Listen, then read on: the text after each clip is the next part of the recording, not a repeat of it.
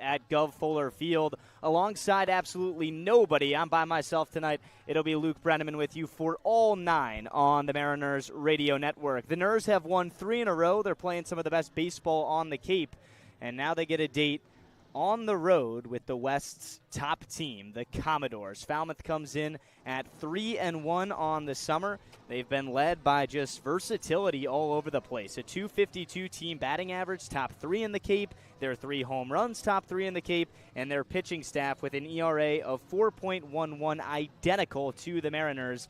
Good for the middle of the pack in the Cape. Let's take a peek at who the longtime Harwich skipper Steve Englert calls on for the starting lineup tonight.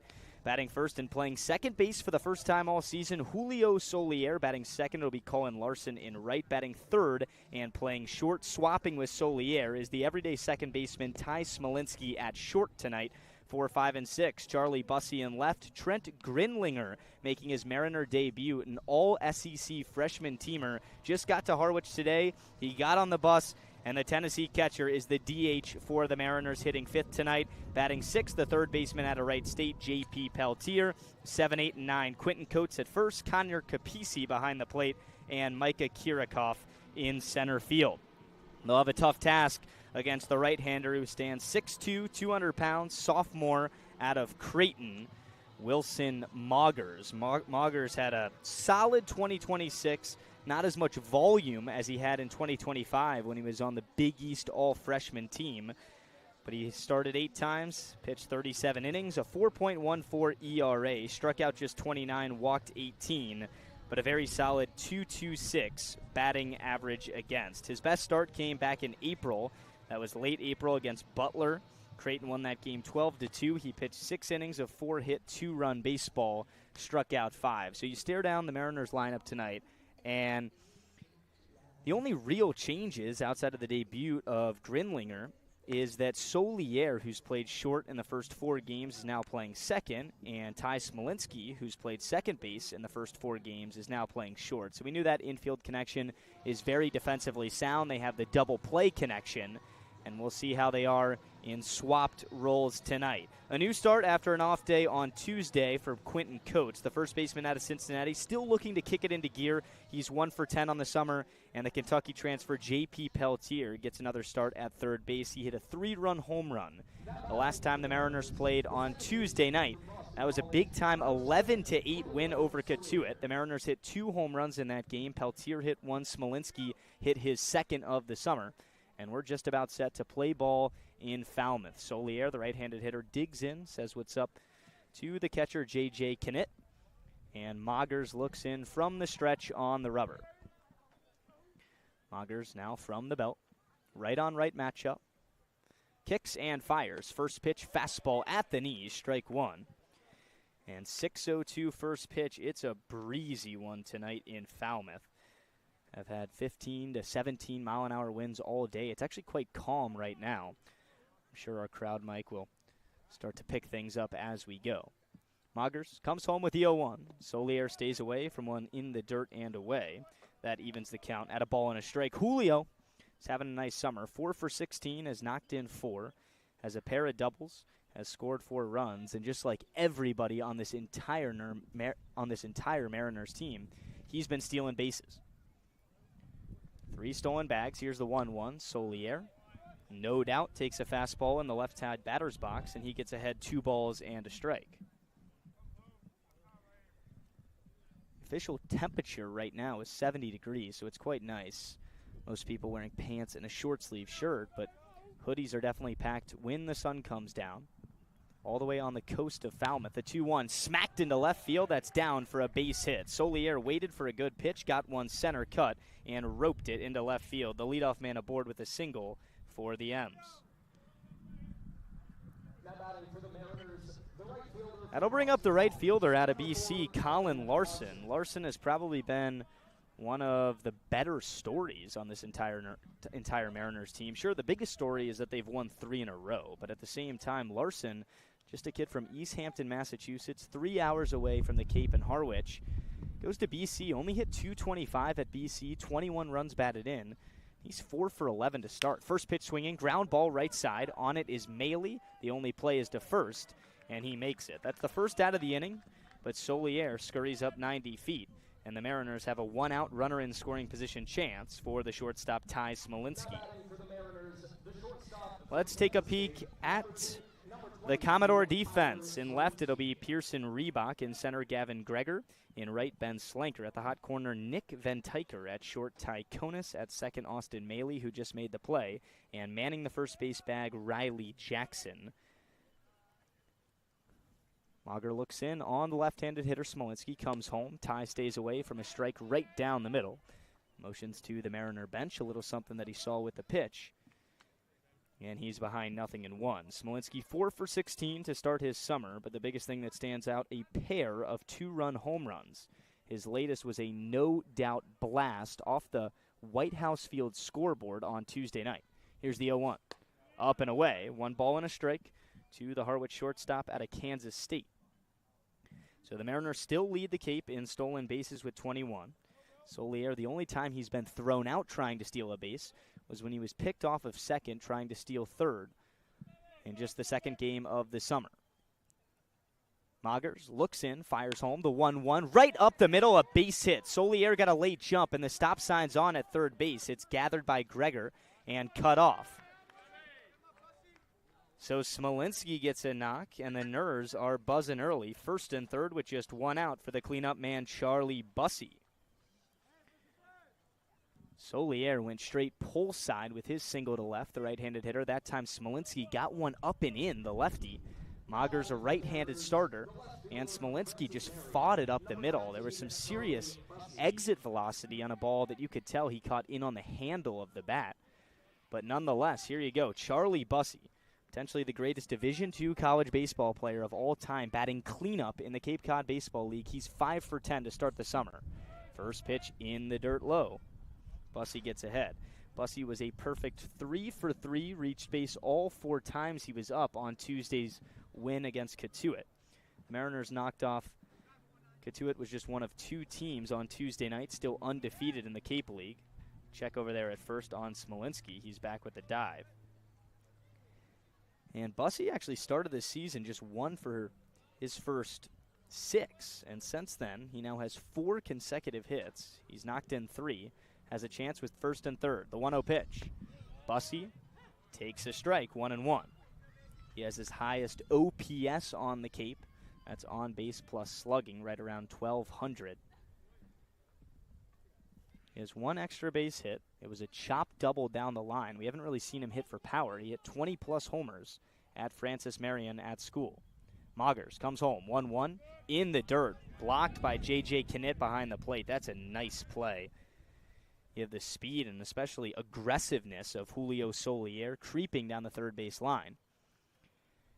And a favorable count and a good position here for the Mariners in the top of the first. 2-1 the count on the Harwich left fielder Charlie Bussey III. Smolinski off of first. Solier can smell home plate off of third. 2-1. Swing and a miss. A wicked slider away. Brings the count even 2-2. So the starter, Wilson Magers, we talked about the right-hander out of Creighton. His mix is 5 pitches, but it's primarily just 2. It's a steady dose of fastball slider. You'll see that 88% of his pitches are either fastball or slider. Fastball comes in at 92. The slider's still there at 85. 2-2. Ground ball, left side, foul ball, and just barely foul. That would have been trouble for the Commodores. But Bussey stays alive, and we'll see another 2-2 pitch. So no Milo tonight. I'm definitely going to miss him. He is at his sister's high school graduation. But be prepared. We're going to have a couple of guests coming on the broadcast. At least I hope so. But right now it's about the Mariners, and if they can win 4 games in a row. Right now they're second in the East Division behind Yarmouth Dennis. YD was the only team that has beaten Harwich so far this season. They're a perfect 4-0. Their run differential is plus 12. And they're the lone team that's still undefeated in the Cape Cod Baseball League. Harwich at 3-1 in second place in the East, and then it's Brewster at 2-2, Orleans at 1-3, and Chatham 0-4. For now, it's Bussey, 2-2 count. Runners on the corners with 1 out. The 2-strike pitch. Fought off, jam shot behind home plate, and a sliding try by the catcher Knit in foul territory is bobbled and simply not caught. That was an unbelievable effort. It looked like that ball was going to hit up against the net. Knitt still ran over and tried to make a play up against the netting. He could not. And this at-bat with Bussey continues. Moggers, the starter for the Commodores, gets the single from Knitt. And Bussey waits for another one. Smolinski has not tried to run from first. Here's the 2-2. Chopper, left side of the infield, foul down the third base line. Charlie Bussey is putting together one heck of an at-bat right now. This is a big spot. The Mariners have only not scored the first run of the game one time this season. That was the last time out on Tuesday against Katuitt. Harwich fell down 5-0 over the Kettleers, then proceeded to score 11 unanswered runs. Moggers, 2-2 pitch. Smolinski goes from first, pitches high, throw down to second. Runner is out. Now the throw home. Solier took the base, and the Mariners lead by 1. The Mariners trade an out for a run, and that's something we've seen now twice this season, where they send the runner from first with guys on the corners hoping for the throw down to second. Knitt at least got the out on Smolinski stealing from first, but Solier cannot be caught on the relay to the plate. And it's 1-0 M's with 2 outs and nobody on, still in the Charlie Bussey at-bat, top of the first. 3-2 pitch. Bussey, liner, towards the hole, caught on the backhand by Konis, the shortstop. He threw Bussey out. That's a nice play, battling Bussey's speed up the line. But the Mariners strike first again and lead 1-0 on solid base running. A pair of hits from Smolinski and Solier, and we head to the home half on the Mariners Radio Network.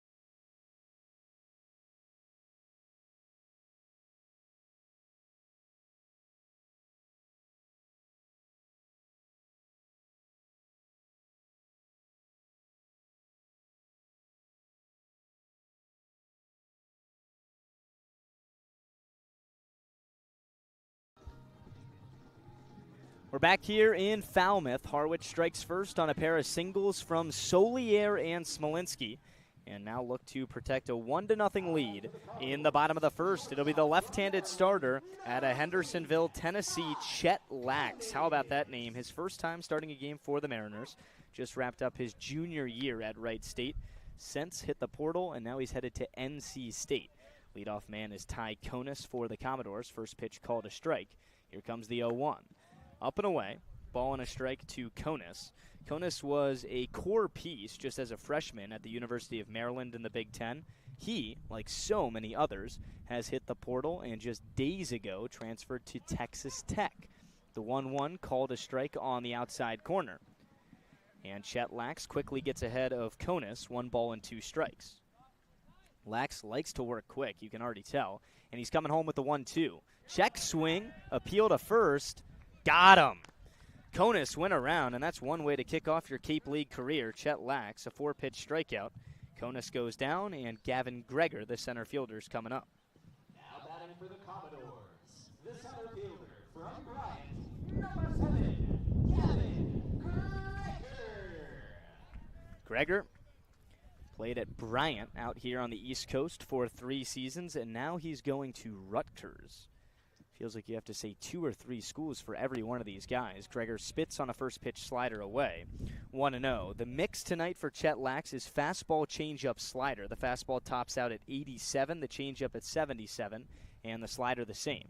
1-0. Chopped foul into the Falmouth dugout, 1-1. Falmouth wearing their home all-white uniforms tonight. The maroon lettering on the front. They also have the numbers on the front and the back. Those are maroon, black helmets. And the guys who hike their socks up, red socks. The 1-1, cut on and miss. That's another slider from Lax, and he gets ahead here of Greger, 1-2. Harwich defense, Bussey in left, Kirikoff in center, Larson in right.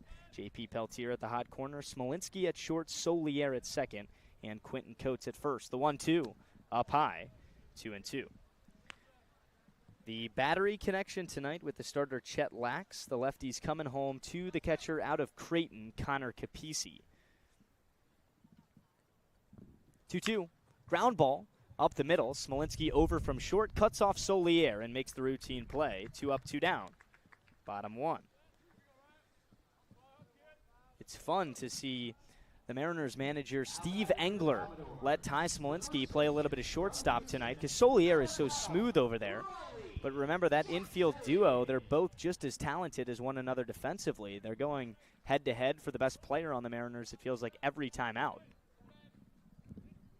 And this time, it's Smolinski at short, a 6-3 putout. 2 outs, nobody on for the first baseman, Riley Jackson. First pitch swinging, weak chopper, 2 Lax, gloves it, and pitches to first, a 1-2-3 inning. And Chet Lax did it in about 9 pitches. The Mariners lead 1-0. We head to the second on the Mariners Radio Network. Ladies and gentlemen, welcome to tonight's game. Cameras and video. Try it, then buy it. Rent a new cat for up to 90 days. Then apply 100% of the rental cost to the purchase and save. The Milton Cat Rent to Purchase offer. Try it, then buy it. Go to miltoncat.com/RPO. Reader's Hardwood Supply is a candy store for wood, whether you're a professional or an amateur. Reader's Hardwood Supply carries over 70 species of both domestic and imported lumber from around the world, displayed in over 300 self-serve bins for your selection. So for your next project, make it your masterpiece with stock from Reader's Hardwood Supply. The woods of the world are here at Reader's Hardwood Supply. If you can dream it, if you can cruise in it, if you can summer in it, fish from it, or take it for a day at the beach, we can protect it. The Baldwin Group. Protecting the possible.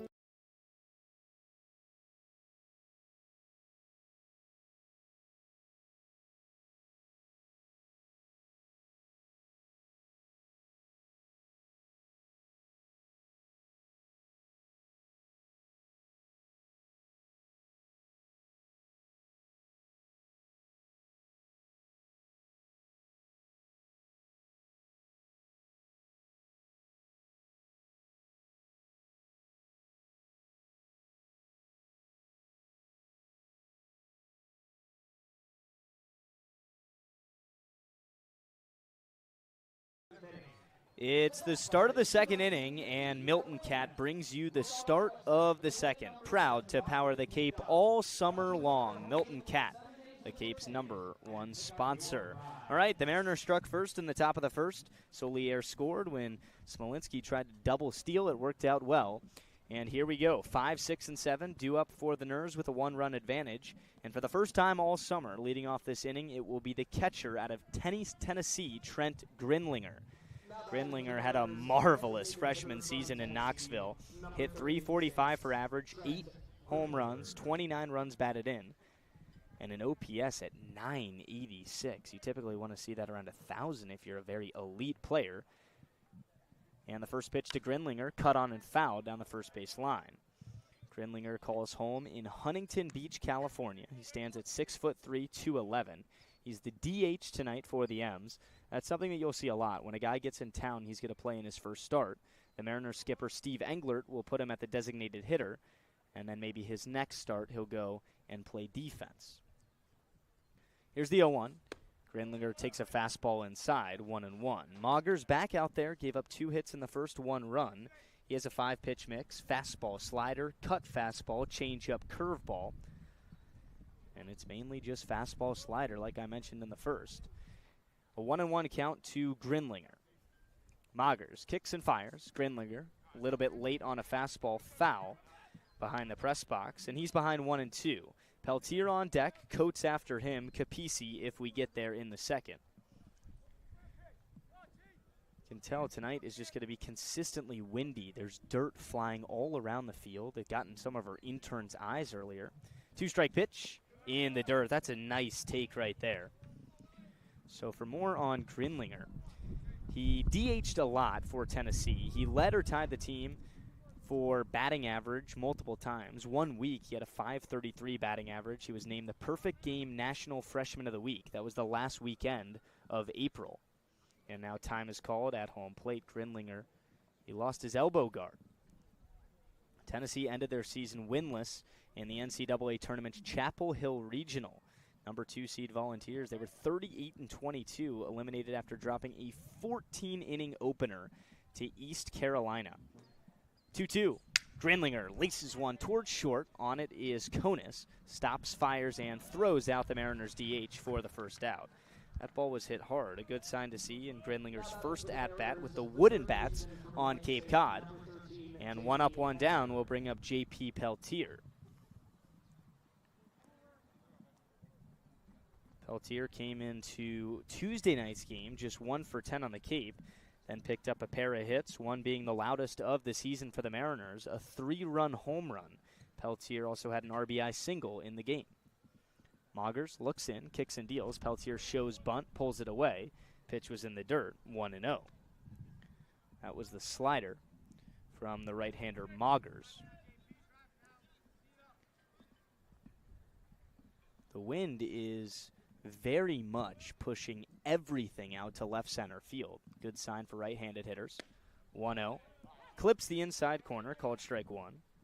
Count goes even on the Harwich third baseman Peltier. The Mariners now have 21 stolen bases in Cape Cod. That's number 1, but their batting average just at .225. Well, how have they been getting on? They have 25 walks. The 1-1 just a little bit away. That's a good take. Peltier's teammate Quentin Coates on the on-deck circle lets him know, and JP's ahead 2 balls and 1 strike.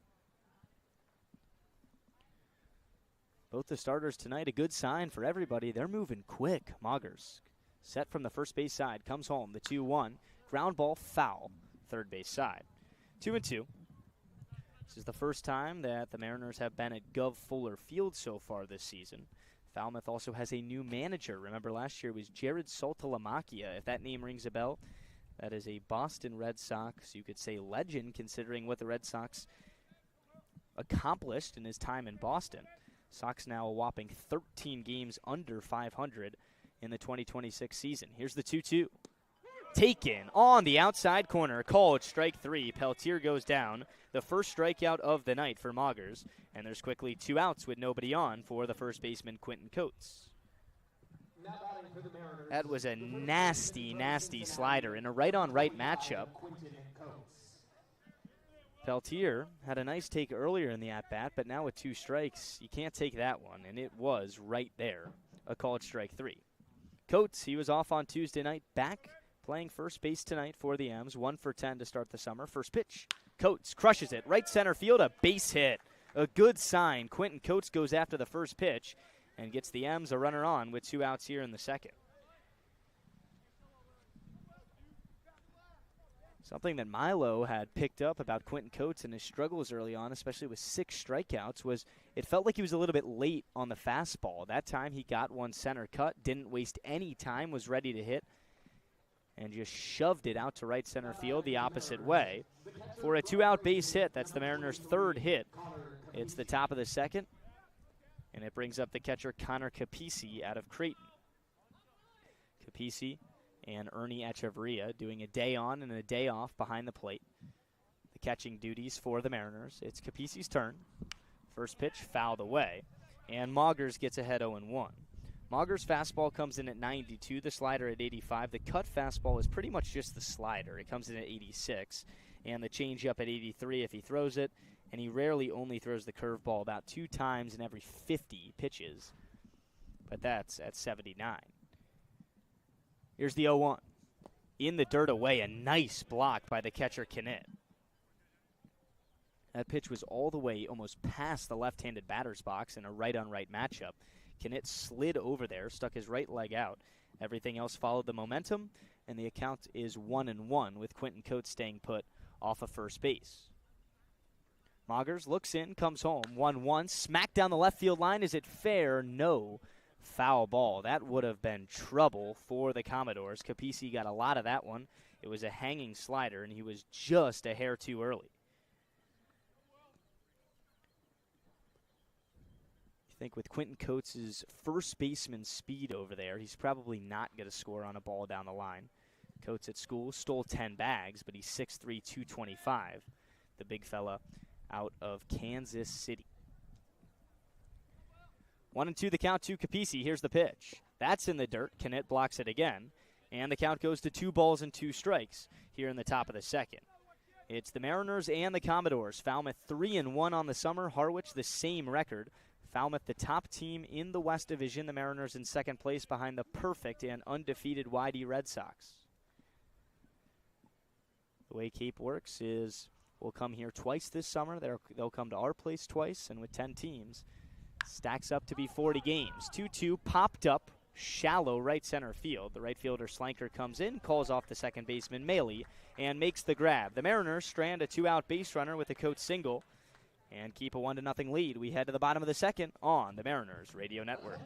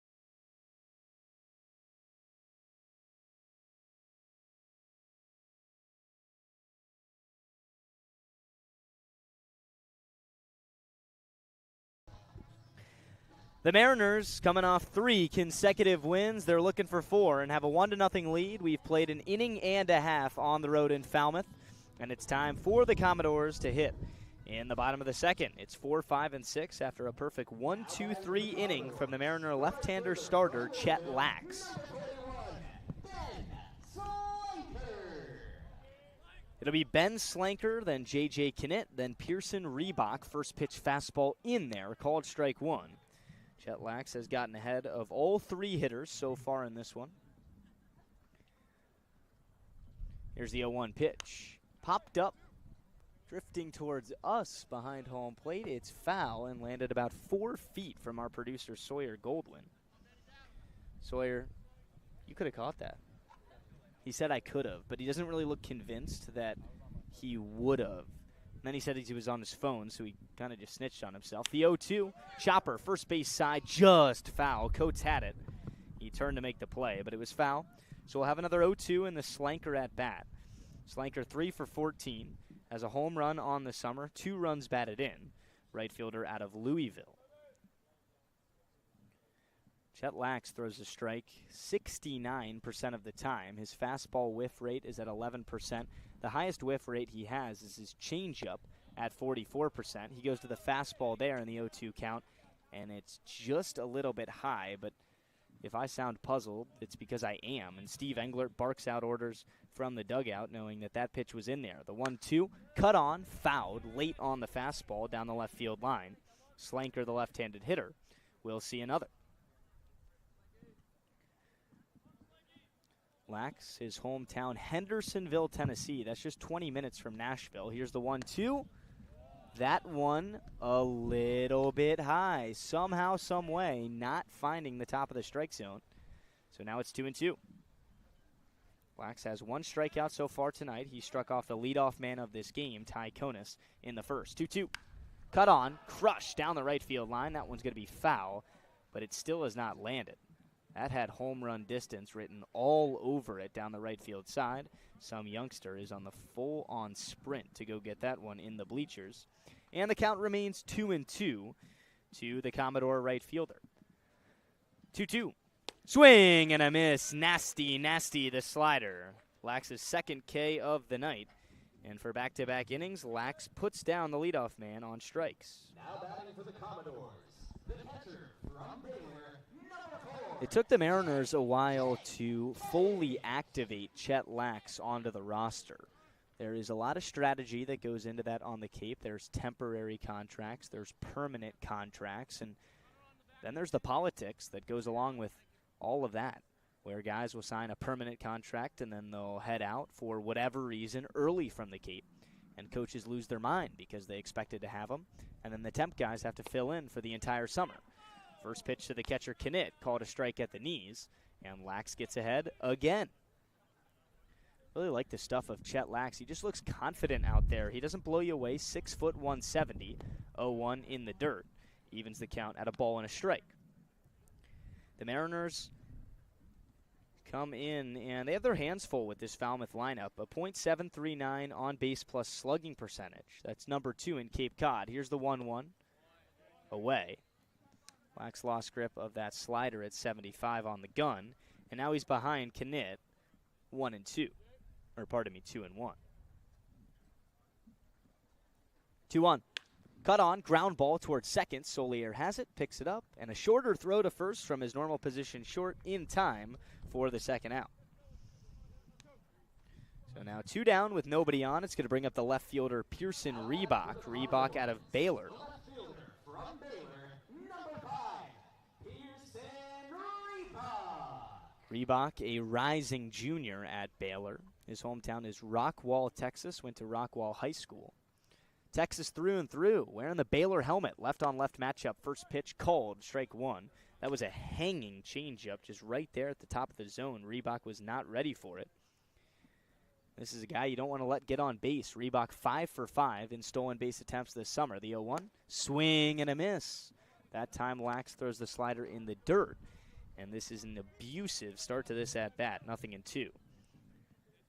Lax looking for 6 up, 6 down to kick off this contest against one of the better teams on Cape Cod. The 0-2, that's low and away. This time Reebok stays away, 1-2. Reebok's 5 stolen bases is tied for the league lead with Harwich's own Colin Larson. Reebok's 5 stolen bags is more than double any other Commodore. This one's chopped right off the plate. Lax on the sprint, fields it, runs to first, and wins the race. 6 up, 6 down. Chet Lax, he'll strike you out, and then he'll also beat you to the base on a chopper in his direction. That is a ground ball to the pitcher, unassisted, and Lax goes 1-2-3 for the second consecutive inning. It's 1-0 Mariners. We head to the third on the Mariners Radio Network.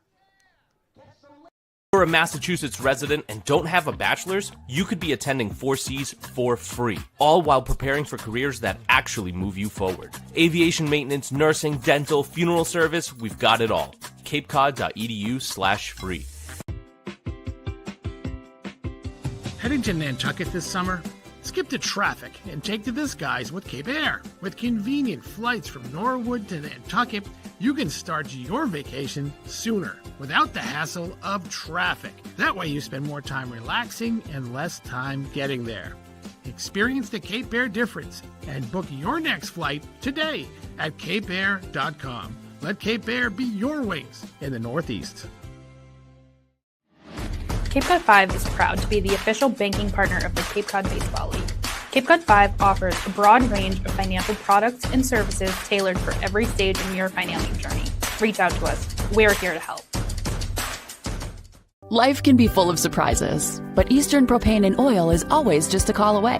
With a local team member available 24/7, we're always ready to support you when you need it. With an Eastern Propane and Oil technician on the way, your family's comfort is our priority.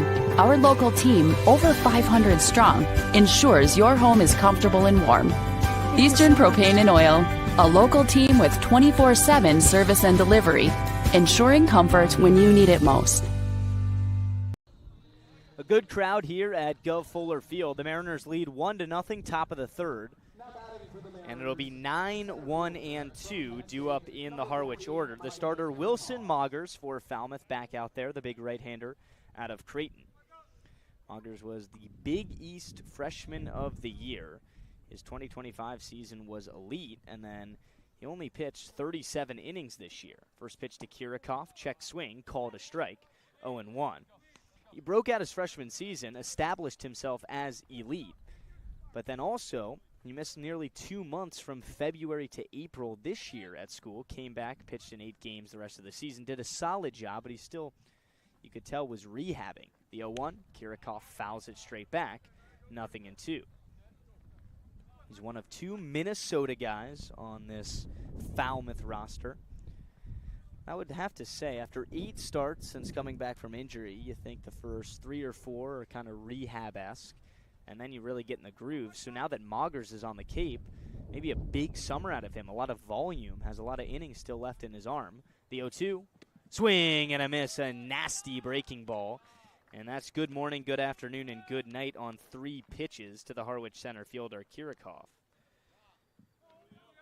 Second punch out of the night for the starter, Moggers. And now it's the top of the order for the M's. Here's the right-handed hitter out of Boston College, Julio Solier. 1 for 1 so far tonight. Now batting for the Mariners, the second baseman from Boston College, number 7, Julio Solier. Solier got on, then advanced to second on the Larson ground out. And then Solier eventually on the Smolinski single. First pitch swinging, ground ball to second. High throw from the second baseman, Maley, but the catch was made by Jackson at first, and a 1-pitch out. There's now 2 outs in the top of the third. So much for that. And it'll bring up the left-handed hitter, who's also out of Boston College, Colin Larson. Number 4, Colin Larson. Larson's 0 for 1, a productive ground out, though, as I was mentioning. He grounded out to second, but it allowed Solier to get into scoring position after his leadoff single. Different story this time around. Nobody on base, 2 down. Moggers looking for a quick inning. Larson shows bunt, pulls it back. Fastball high, 1-0. Tonight's going to be a battle. If the Mariners can win this one, you have the longest, I guess you can't say winning streak because YD's currently undefeated at 4-0, but of the teams who have lost, they'll have the best record. 4-game winning streak, 1-0. Call it a strike on the outside corner, 1-1. Larson looks disgusted with the call, but he's going to have to dig back in. And then you also could beat the top team in the West. And last year, the East, when it came to success and record of each team, was far better than the West. It was so competitive. 4 out of 5 teams in each division makes the playoffs. 1-1. Larson stays away from a fastball away. 2 balls and a strike. And now to start this year, it does look pretty even-keeled. You have YD, who's undefeated at 4-0. You have the Mariners, who's at 3-0. And then Brewster, 2-2. Everybody else under 500 in the East. Falmouth on top of the West at 3-1. 2-1 pitch. Larson fouls it straight back. And now it's 2-2. Smolinski on deck. If Larson can't get on, it'll be Smolinski, Bussey, and Grinlinger in the 4th. This game off to a flying start. Some solid starting pitching. The Mariners had 2 hits, good for 1 run in the first inning. Added another hit in the second. 2 out, nobody on here in the third. 2-2. Fly ball, dead center field, high in the air. Gregor chasing in, stops, and makes the catch. 3 up, 3 down.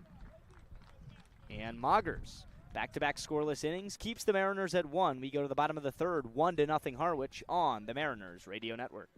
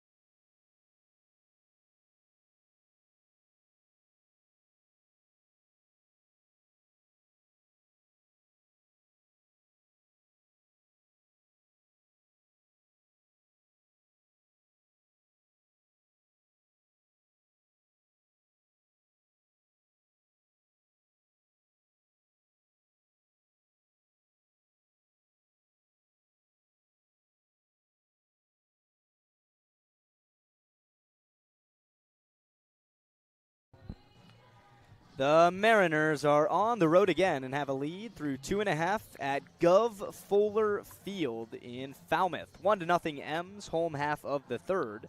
And the Commodores looking to tie things up or take the lead. It's 7, 8, and 9 due up. Chet Lax, the Harwich lefty starter, has gone 6 up, 6 down to kick off the ball game in his first ever Cape League start. Lax's best start of his career in college came on the 4th of April this year. First pitch to Maley. Inside, ball 1. He went 7 1/3, 2 hit, no run baseball, struck out 6, walked just 1. He has 2 strikeouts tonight, no walks. Here's the 1-0. Fastball a little bit downstairs, and he falls behind of Maley 2-0. Austin Maley from Gateway Community College, a really good story. His father is the hitting coach at the Chicago Cubs. Maley is tight friends with Pete Crow Armstrong, the Cubs' electrifying center fielder. 2-0, get me over fastball right there on the outside corner, 2-1. Pete Crow Armstrong has hit home runs in 3 consecutive games for the Cubs. They continue to dance around 500 after a hot start. The 2-1, smacked towards right center field. Larson going back. He's at the track, he's at the wall, and just makes the head-high catch. Just a few feet in front of the right field fence. That one was scary. The wind is pushing the ball way out, more towards left center field. But Larson in right, you could tell it tugged him towards right center. Nonetheless, a fly out, and it's good for the first out of the bottom of the third. And that'll bring up Fabio Peralta, the DH from the University of Miami. Left-on-left matchup. First pitch, right down Broadway, called strike 1. Fabio, a rising junior at the U. In 51 games at Miami, hit .289 for average, 1 long ball, 29 RBIs. The 0-1 look out, up and in, 1-1. His last time out on Tuesday against Orleans was 1 for 5, scored a run, struck out twice. Here's the 1-1. Check swing, appeal to third. Yes, he did go, 1-2. Lax gets ahead. 1 out, nobody on, of the DH Fabio Peralta hitting 8th. In his first 2 starts of the season outside of this one, he was the leadoff man for the Commodores, now hitting 8th. The 1-2, swing and a miss. Nasty with the off-speed. Chet Lax, his 3rd K of the game. And there's quickly 2 down here in the bottom of the third. Now batting for the Commodores, the third baseman. Chet Lax is looking really good right now. And that'll bring up the third baseman out of Creighton, Nick Van Tyker. This is pretty cool because the Mariner catcher, Connor Capisi, also goes to Creighton. So he is right behind Van Tyker, who digs into the right-hand batter's box, takes a slider at the shins, ball one. Van Tyker just 1 for 4 on the summer, has played in 2 games. Well, where are his other at-bats? Well, they don't count on that tally because he's 1 for 4 with 3 walks as he fights the 1-0 off foul, and the count's even at 1-1. I wonder if Van Tyker and Capisi are talking at all behind home plate. Capisi maybe shared the scouting report. 1-1 in the dirt. Van Tyker gets ahead. Rising junior at Creighton. Just 20 years old. It's insane how young these guys are out here. So far in 3 games, mentioned the biggest thing that jumps out is 3 walks. 2-1 nails the outside corner. A good bounce back pitch from Lax. And he's a strike away from 9 up, 9 down. And the Mariners leading by 1 heading into the middle innings. Van Tyker steps out, now digs back in. Lax looks down at the glove, turns, kicks, fires, 2-2. Liner into center field, a base hit. That was just a blooping shot that started off and just kind of died right as it got to the open space in center field. And there's the first hit of the game for the Commodores, the 9-hole hitter Nick Van Tyker, now on first base with 2 outs. Top of the order up, and it's Ty Konis. From Maryland, number 18, Ty Konis. Konis struck out in his first plate appearance. Lax started this game off hot. We'll see if he can strand his first runner on base of the day. First pitch in there, called strike 1. Chet Lax, just kind of a smooth operator out there, not too much velocity. He plays to contact. We talked about a .276 batting average against. So he's going to have opportunities where he does force his defense to make plays. In college, 78 2/3 innings of action at Wright State this season. He only struck out 69, not only, but some of these guys out here, you'll see those K numbers higher than innings pitched. 1-1, ground ball, hard hit up the middle. Smolinski can't get there. Around second goes Van Tyker, and Kirikoff doesn't even throw the ball in yet, and now it's thrown into Solier at second base. Back-to-back 2-out singles have runners on the corners for the Commodores, and now it'll bring up the center fielder, Gavin Greger. The center fielder from Bryant, number 7, Gavin Greger. Now that one from Konis was a hot shot up the middle. Smolinski at short was shifted a little bit that way, but had no chance of making the play. And really good base running from Van Tyker. He was sold on going to third the entire way off the bat. Kirikoff didn't get the ball soon enough and didn't throw it in. And it's first and third for Greger. First pitch foul into the Commodore dugout. Nice play over there. One of the Commodores inside the dugout caught it with a glove that he's wearing on his left hand. Strike 1. Harwich up 1-0. Bottom 3 at Gov Fuller Field. The lefty Lax now working from the stretch. Runners at the corners. 2 outs. Lax kicks, fires. 0-1. Liner into right field. This is going to be caught. Colin Larson made a diving catch in right field and saves a run. The outfielder out of Boston College is a Mariner gift that continues to give his defense, his speed, and now the athleticism on an absolute hot shot in his direction, lays out on a full dive, and that's how the third inning ends. 2 stranded. The Mariners lead by 1. It's 1-0. We head to the 4th on the Mariners Radio Network.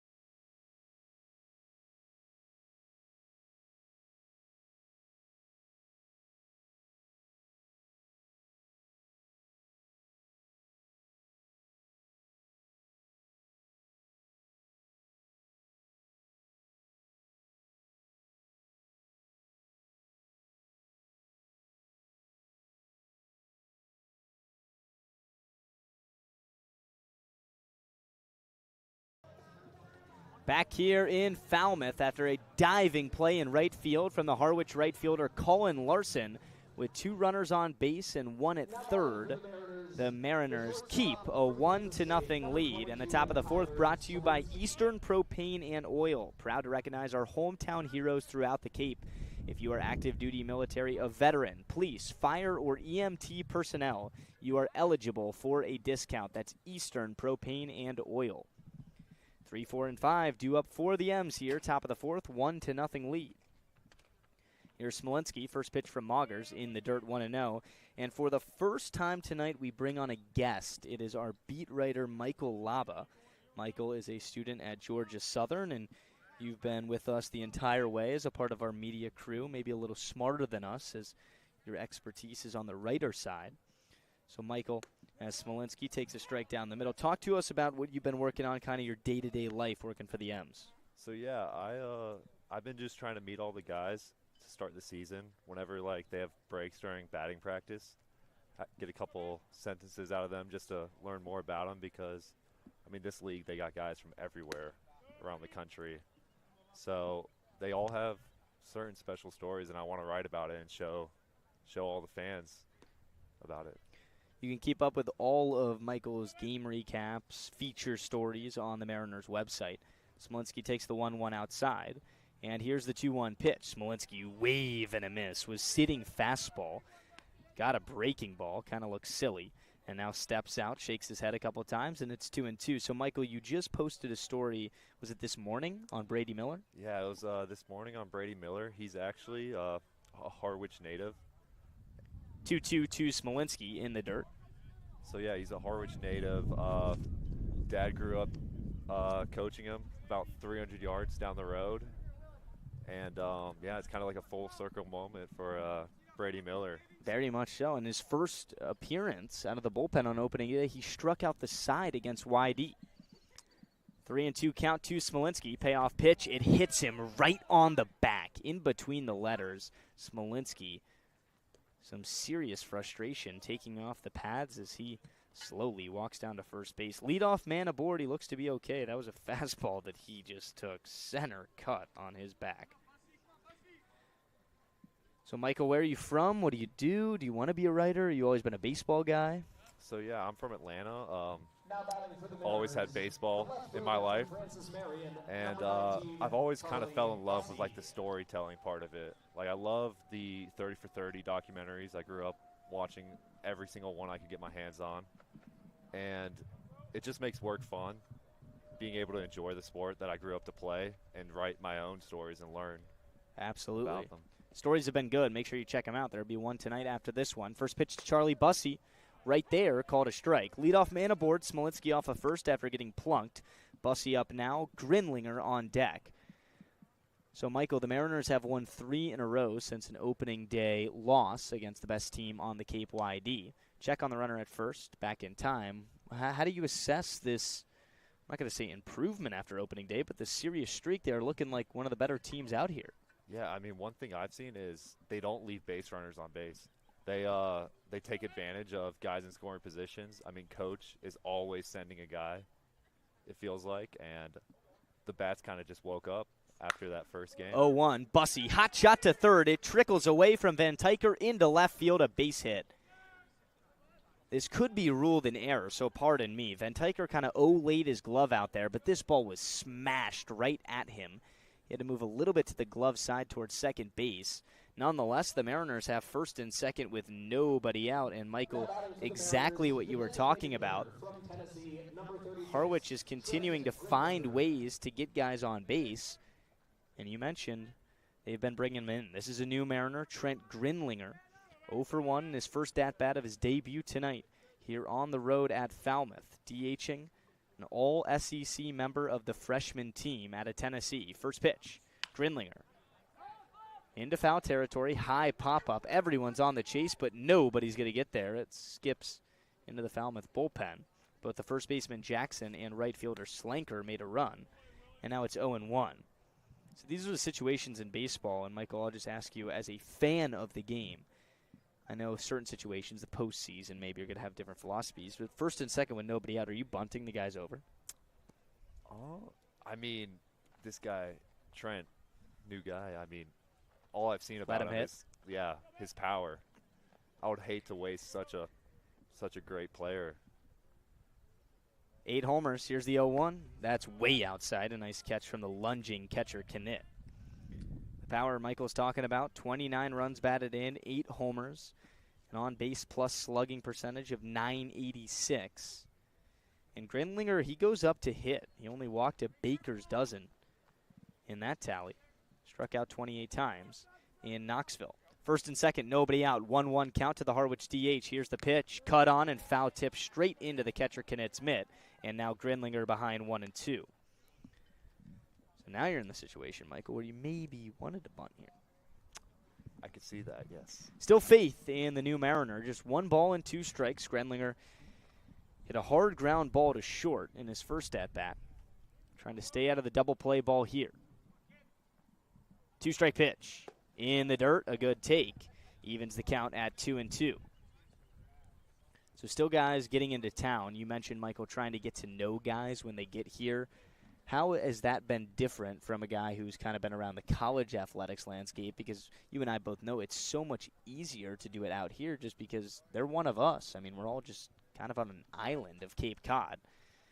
For your answer, we'll get to the 2-2 pitch. Moggers, kick, steals. Fouled away. I mean, Chet Black's the guys that's pitching tonight. I met him, I think, the second game, and he was telling me about how his host family lives on a farm. And so I might be doing a story on that soon. They got a bunch of pitchers, and actually Trent, I believe, just moved in a couple days ago. Yeah. So a farm of a host family. That's pretty cool. Probably a big property. Bunch of ball players in there. 2-2. Grindlinger gets hit. And this does not look good. He's holding his right wrist and is in complete shock. Now falls to his knees in the right-handed batter's box. It's the right wrist of Grindlinger. Mariners trainer Amanda Lusky is out there to take a look at this one.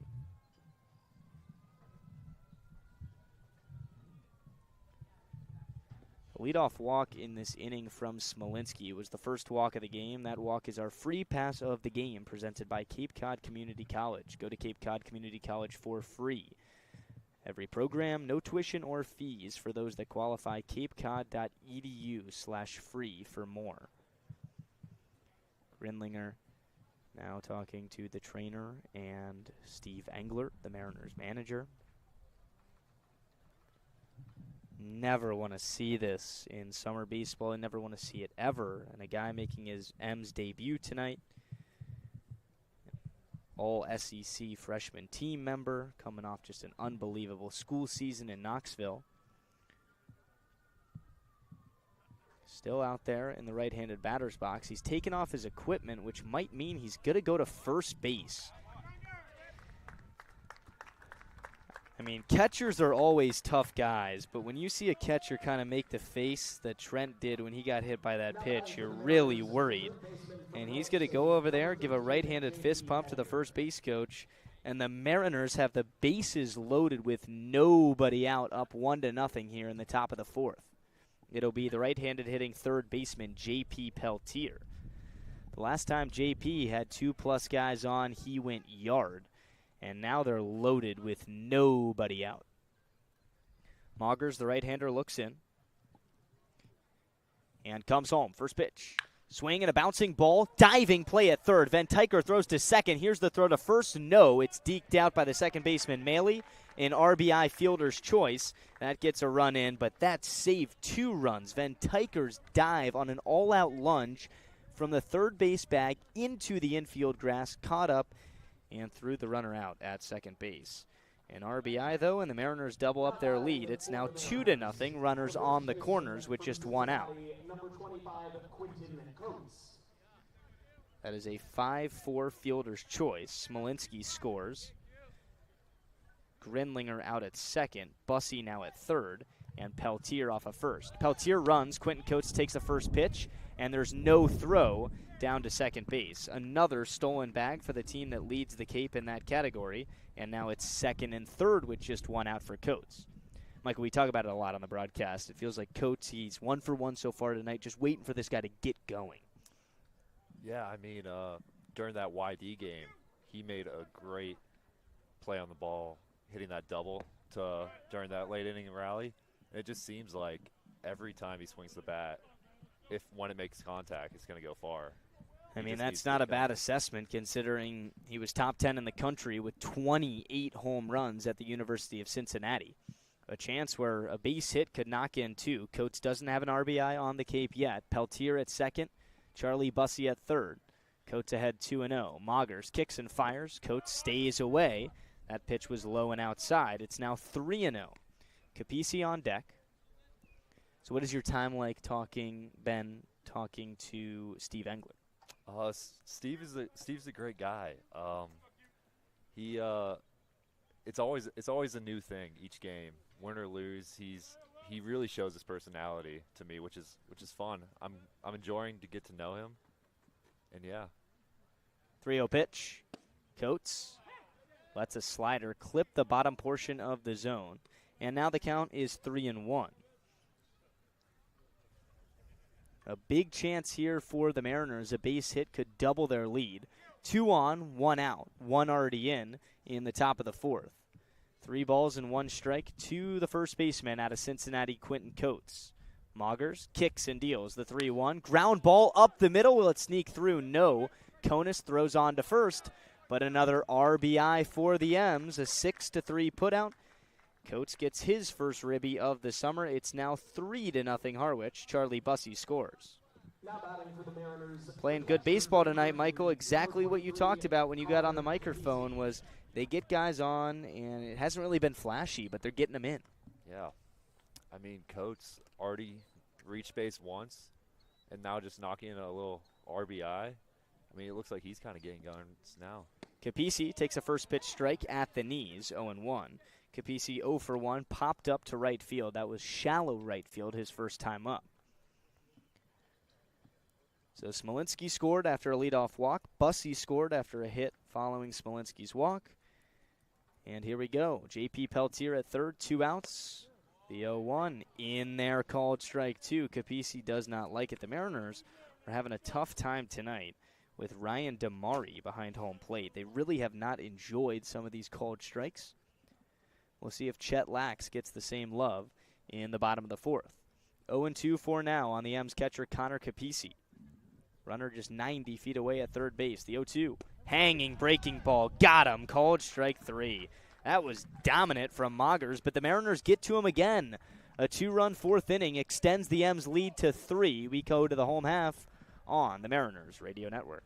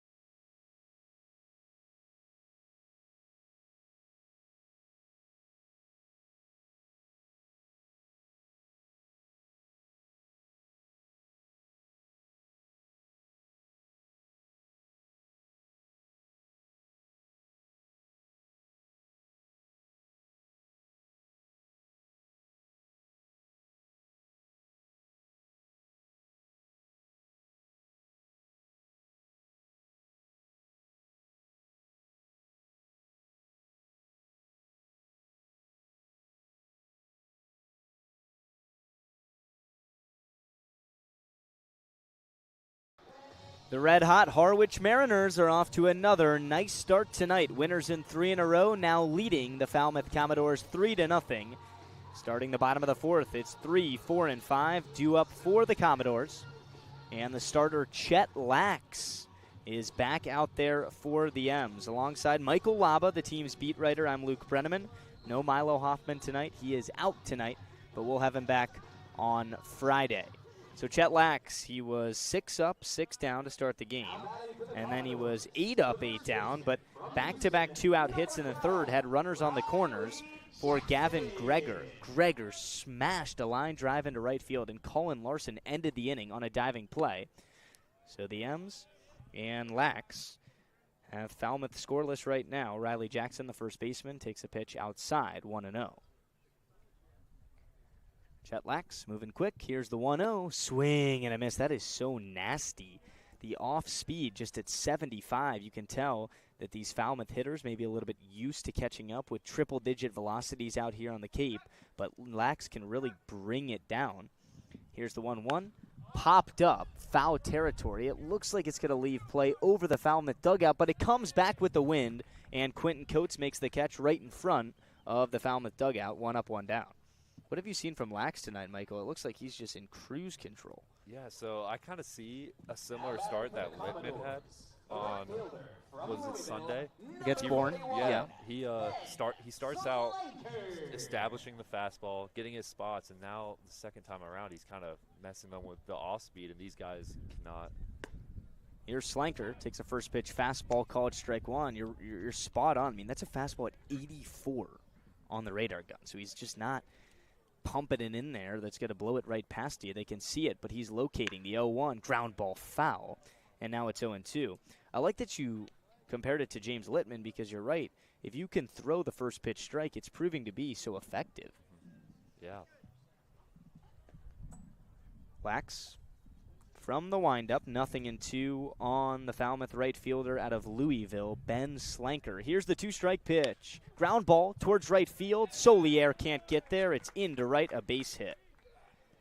Slanker's first hit of the game, the third for the Commodores, and a 1-out base runner brings up J.J. Knitt. Now, something that I know you're a fan of, Michael, is the infield connection of Smolinski and Solier. Oh, yeah. So tonight, Smolinski gets his first start of the summer at shortstop, Solier at second. Do you think that's just because Steve Englert knows they're both talented infielders, kind of making it fair? I mean, yeah. I mean, they're basically like a brick wall in the middle of the infield. It feels like any ball on the ground hit in the vicinity of them is one of them's going to pick it up, and they're just going to throw it to the other guy. Could be talking about that double play for a long time on opening day. A 4-6-3, or not a double play, just a 4-6-3 put out on a behind-the-back toss. The 1-0-2 Knet fouled away down the right field line. I mean, we were all in awe. I remember turning around, seeing you. It was crazy. Yeah. It was awesome to get the season started here with a little Sports Center cameo. Number 3 on SportsCenter's top 10 plays.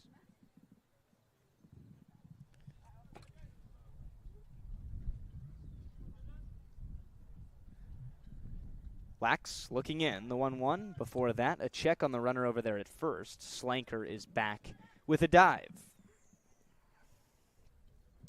Knet is 0 for 1 so far tonight, grounded out to the second baseman Solier, his first start of the summer in that spot. A left-on-right matchup.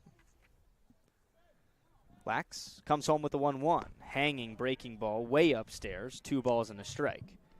This is a good stretch coming up for the Mariners. A lot of challenging opponents in the coming days. Also protecting what is a 3-game winning streak right now. You know those can always be fun. A little added energy coming into ballparks when everyone's talking about the streak. 2-1. Fouled straight back. Lax evens the count at 2-2. Who do you think we are yet to mention, Michael, from what you've seen early on, that is a guy for the M's that could really break out?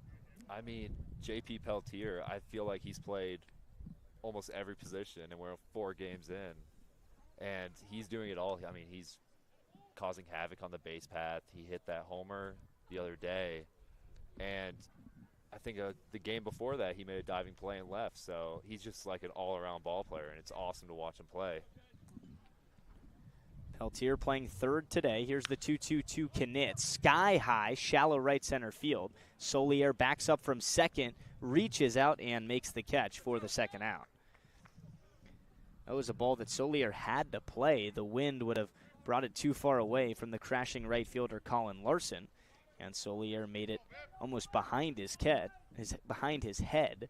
Some serious athleticism from Julio. Now 2 outs. Runner Slanker still at first base, and it's the left fielder out of Baylor, Pearson Reebok. Knet, who just flied out to Solier, also a Baylor Bear. So hitting 5th and 6th in this lineup tonight for Falmouth, back-to-back Baylor Bears.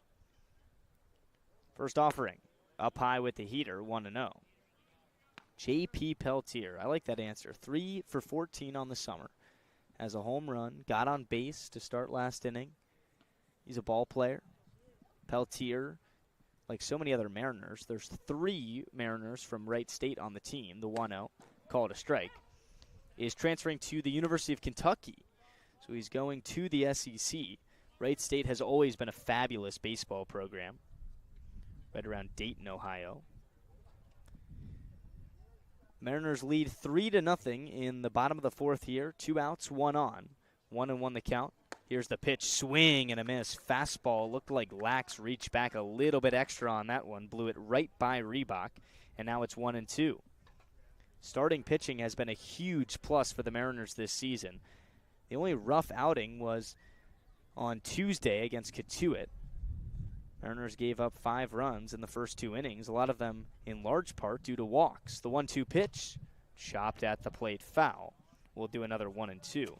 The Mariners team pitching staff ERA at 4.11. That's middle of the pack, 5th on the Cape. That's the exact same number that the Falmouth Commodores have. It was Griffin Page who started the game for the M's, went 2 innings of 3 hit 5-run baseball, only 3 of which were earned.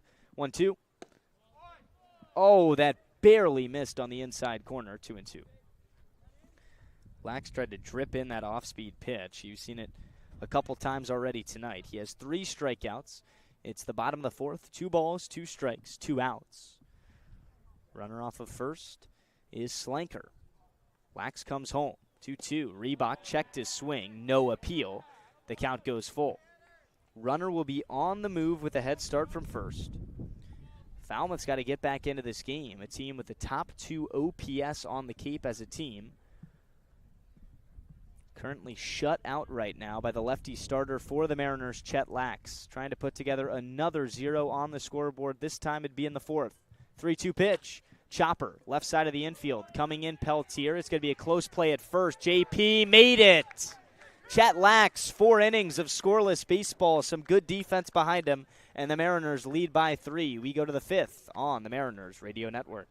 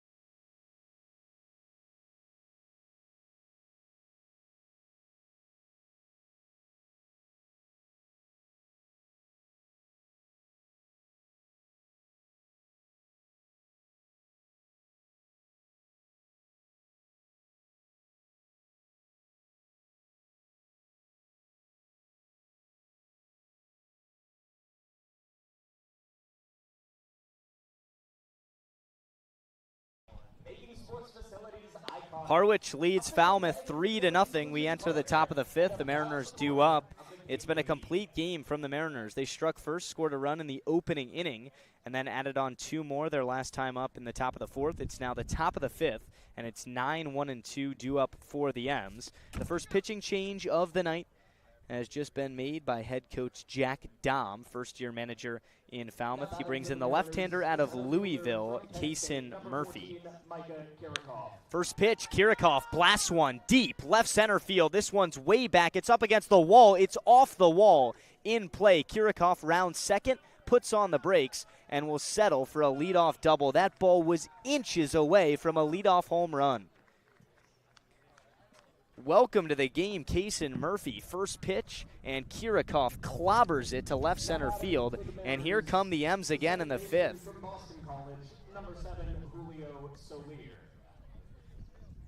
Kirikoff batting ninth will now turn it over to the top of the order, and it's Julio Solier.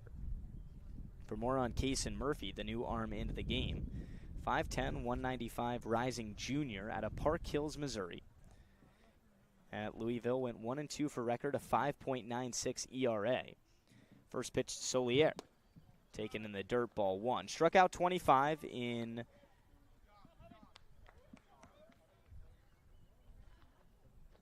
14 appearances.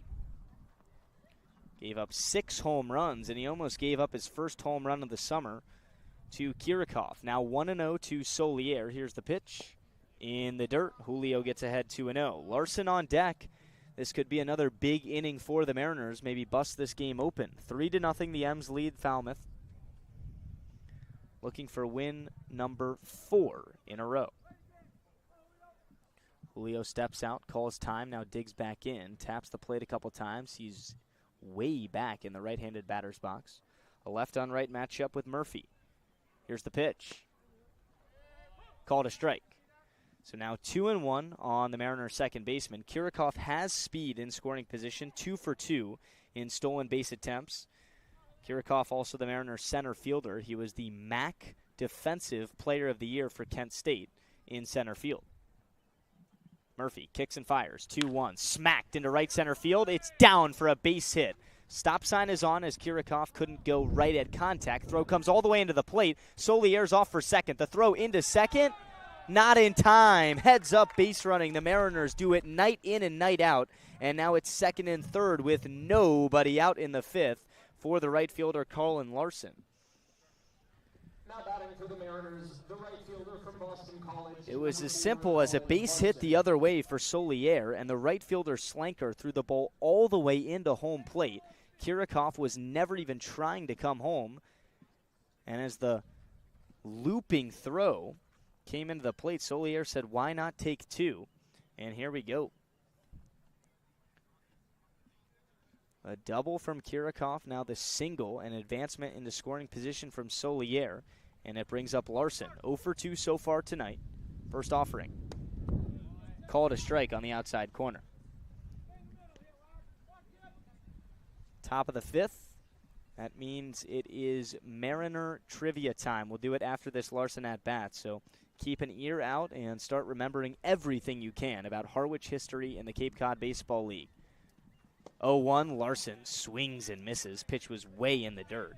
And now it's 0-2, a spot where the Mariners did this beautifully with the bases loaded and nobody out in the fourth inning.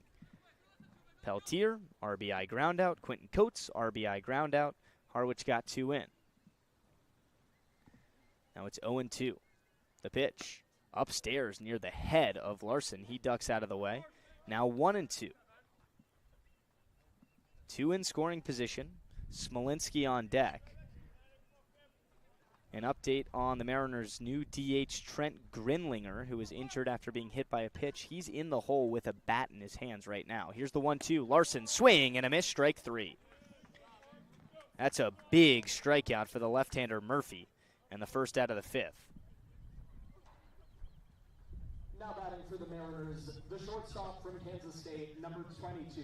Let's do the Mariners trivia. Here's the question of the day. Tweet at us on our social media, #TridentTrivia. The question is, how many championships has Harwich won in the 21st century? First pitch to Smolinski, called a strike on the outside corner.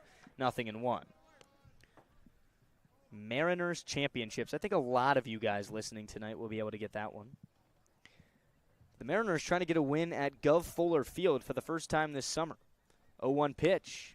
Chopped at the plate, foul, and now Smolinski's down in the count, 0-2. Kason Murphy came into this game, gave up a ripper into left center field off the bat of Kirikov, good for a double. Then the base hit to Solier, just struck out Larson, and he's looking for back-to-back punch-outs. Now ahead of Ty Smolinski, 0-2. Smolinski taps the plate twice. Left-handed hitter cocks the bat back over his left ear. Here's the 0-2 pitch. A little bit up and in, borderline. Falmouth wanted it. They don't get it from Joe DeMare behind the plate. And Smolinski will see another pitch.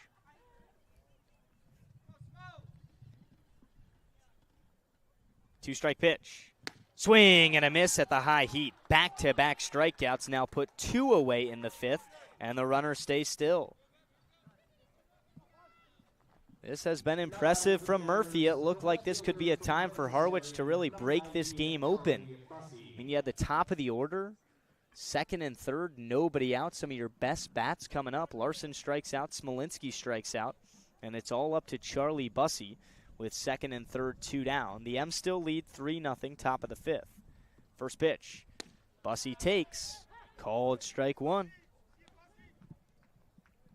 Charlie now 6 for 12 in his time on the Cape, has the highest OPS out of anybody out here, and Charlie Bussey comes out of Division II. The 0-1 upstairs evens the count. Bussey now has 6 hits on the Cape, 5 of which are singles, 3 of which are infield singles. See if he can drive one into the outfield, maybe the pole side, left center field. It would score 2. Solier with speed at second. Here's the 1-1. Bussey takes in. It gets away from the catcher, and Kirikov's going to score with ease from third. It's now 4-0 Mariners. It looked like a catchable pitch. I would assume this is going to be a passed ball. J.J. Knitt, the catcher, just lost it inside on the right-handed hitter. It crossed him up, and the Mariners will gladly take that. Kirikov in. It's 4-0. Julio Solier goes from second to third.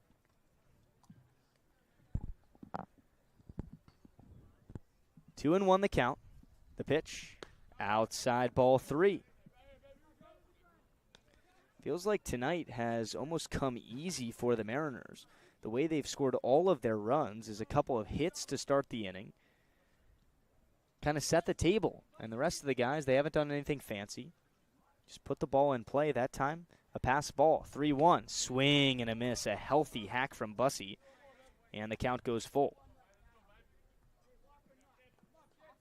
Solier off of third base would feel like a huge win for the Mariners if Bussey can bring home, Solier.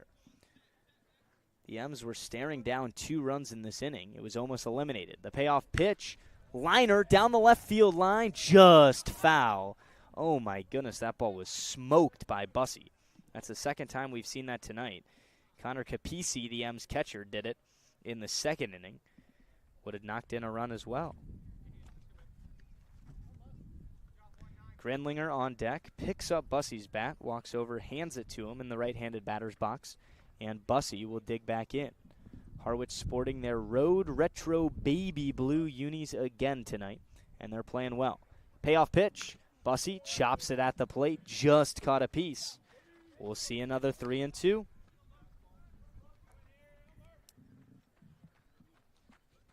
Harwich came into tonight leading all of the Cape League in runs batted in with 23. So far, the M's, they have 3 runs batted in tonight. 3-2, swing and the miss. It gets away from the catcher, Knitt. He's going to have to throw down to first. He does, and that ends the 5th. The Mariners get 1 after a double and a single to kick things off. It's now 4-0 Harwich. We go to the home half on the Mariners Radio Network. If you're a Massachusetts resident and don't have a bachelor's, you could be attending 4Cs for free, all while preparing for careers that actually move you forward. Aviation maintenance, nursing, dental, funeral service, we've got it all. CapeCod.edu/free. Heading to Nantucket this summer? Skip the traffic and take to the skies with Cape Air. With convenient flights from Norwood to Nantucket, you can start your vacation sooner without the hassle of traffic. That way you spend more time relaxing and less time getting there. Experience the Cape Air difference and book your next flight today at capeair.com. Let Cape Air be your wings in the Northeast. Cape Cod 5 is proud to be the official banking partner of the Cape Cod Baseball League. Cape Cod 5 offers a broad range of financial products and services tailored for every stage in your financing journey. Reach out to us. We're here to help. Life can be full of surprises, but Eastern Propane and Oil is always just a call away. With a local team member available 24/7, we're always ready to support you when you need it. With an Eastern Propane and Oil technician on the way, your family's comfort is our priority. Our local team, over 500 strong, ensures your home is comfortable and warm.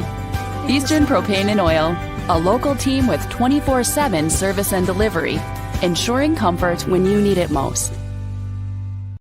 Harwich adds on one more in the top of the fifth. It's now 4-0 Mariners. And Falmouth looks to try and get back into this game here. But they've had a tough time with the Mariners starter Chet Lax, the lefty out of Wright State, Tennessee native.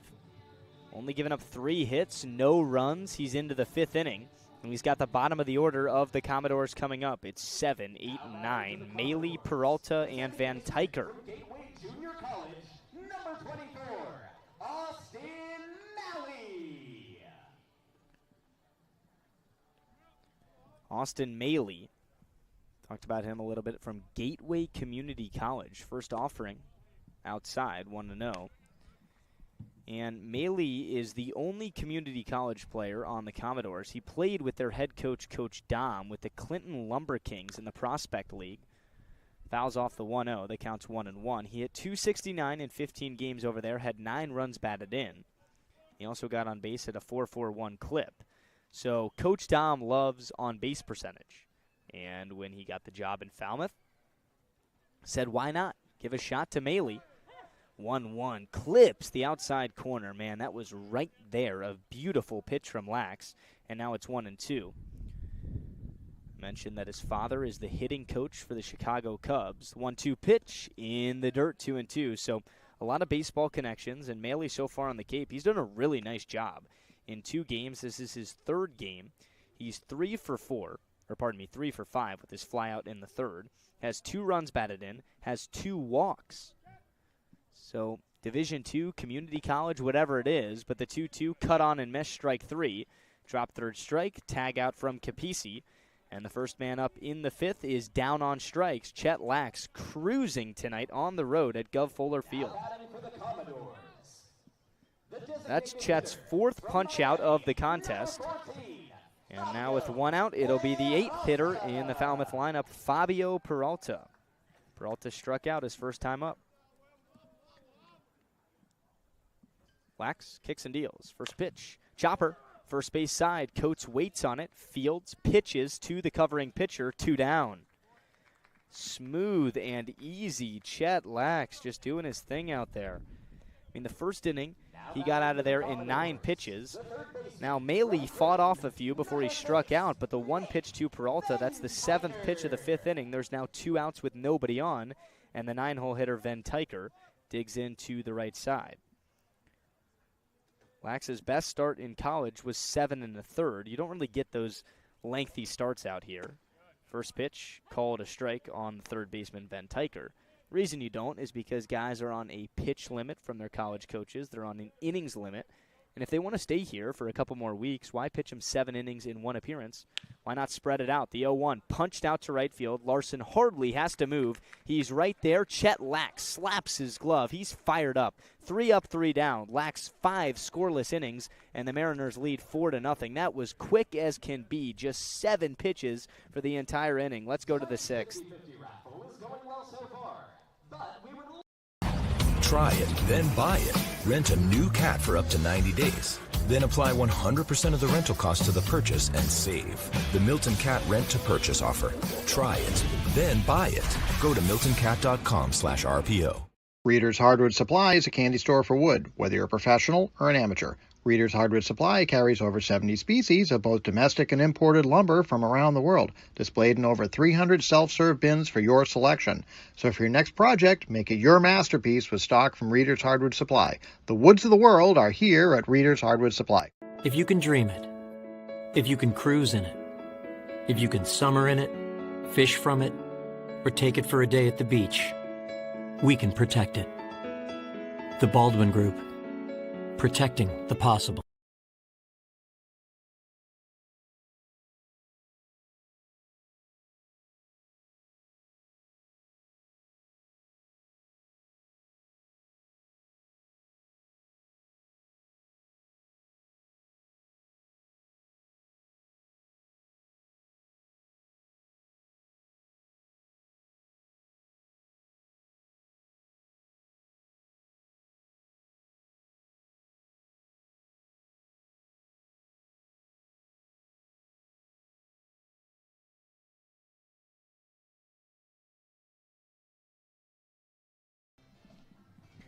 Netting Pros and Stadionic is the official netting and facility solutions partner of the Cape Cod Baseball League. When it comes to netting and building iconic sports facilities, it's Netting Pros, Stadionic, making sports facilities iconic.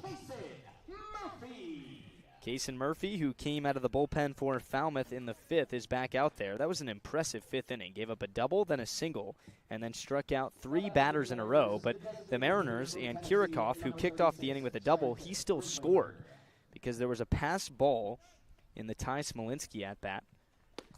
And the Mariners got one their last time up in the fifth. It's 5, 6, and 7 due up for the M's here. Trent Grinlinger stares at a first pitch called, strike one. The 0-1 in the dirt. Ball and a strike. The starter, Wilson Moggers, went 4 innings, 3 hits, 3 runs, 2 of which were earned, 3 strikeouts, did not walk a batter. The Mariners second on the Cape in base on balls. Haven't walked much tonight. Actually haven't walked at all tonight. Ty Smolinski is the only Mariner to even get into a 3-ball count. Pitch outside.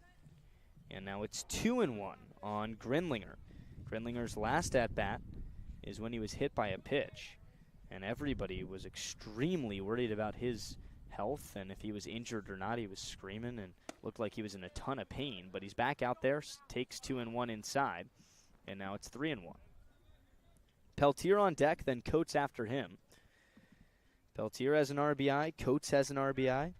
Both have reached base. 3-1 pitch, smacked into right field. This one's way back. It takes Slanker towards the track, and he makes the head-high catch on the back pedal for the first out. Certainly one of those at-bats that you might not get a hit, you might not get on, but you can live with it. Loud contact the other way. Grinlinger squared it up. But nonetheless, the first out of the 6th, and that brings up Peltier. This game, it's been quick. Take these, especially all by myself tonight here on the radio. Top of the 6th, 1 out. The Mariners lead Falmouth 4-0. Harwich 5 hits, good for their 4 runs. Falmouth 3 hits. They've been shut out from the Harwich starting left-handed pitcher Chet Lax tonight. 1-0-2 Peltier. Fouled away.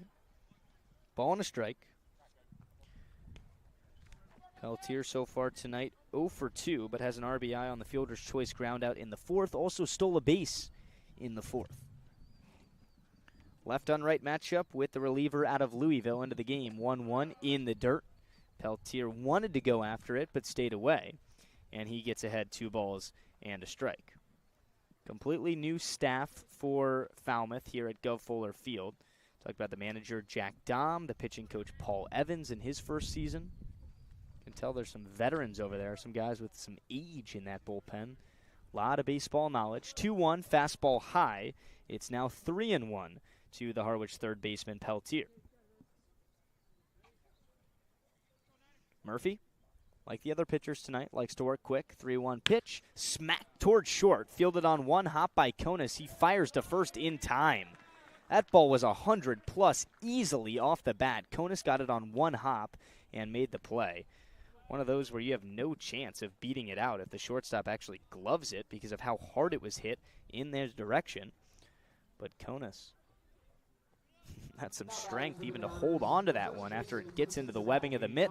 2 down, nobody out for the first baseman, Quentin Coates. Coates 1 for 2. Has a single, has an RBI, first pitch away. Coates gets ahead. Something that I noticed with Coates in his slumping start was he was falling behind in counts, leading to a lot of strikeouts. And his at-bat tonight in the second, he swung at the first pitch to get a base hit. Here's the 1-0 pitch. Coach takes a fastball down the middle. It's now 1-1.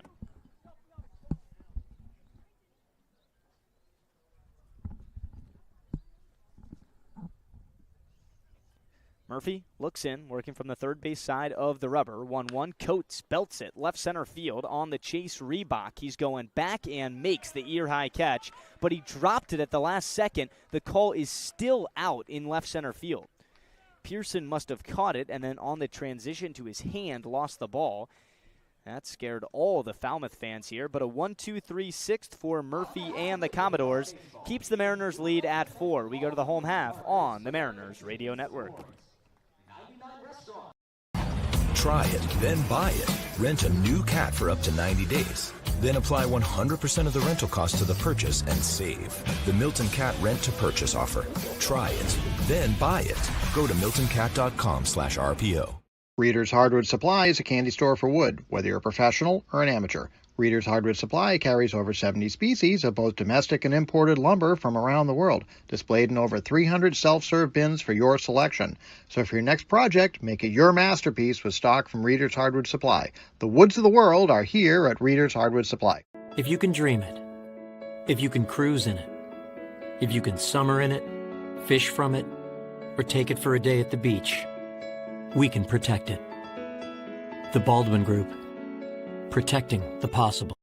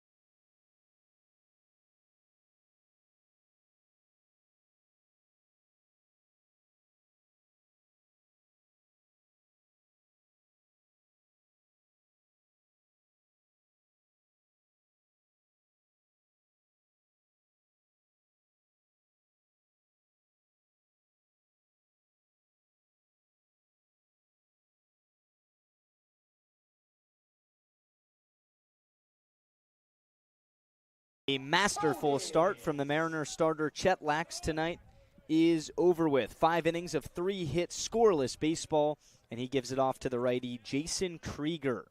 Top of the order due up for the Commodores. First pitch to Konis in the dirt, ball 1. Krieger, the big right-hander, he pitched on opening day for the Mariners. Plays collegiately at Maine from Red Lion, Pennsylvania. Pitch inside, back-to-back fastballs at 95 on the radar gun. And yes, believe it or not, it's not just me this inning. Michael Laba decided to join me again, and it is just so kind of him. 2-0 pitch in the dirt. 3 consecutive pitches outside of the zone. But, Michael, we were talking a lot about Chet Lax. You said the first pitch strikes were effective. He did not walk a batter, only struck out 4. It was just smooth baseball for 5 scoreless innings. And this is a Falmouth team that, you know, they put pressure on the opposition. 3-0 finds the zone, 3-1.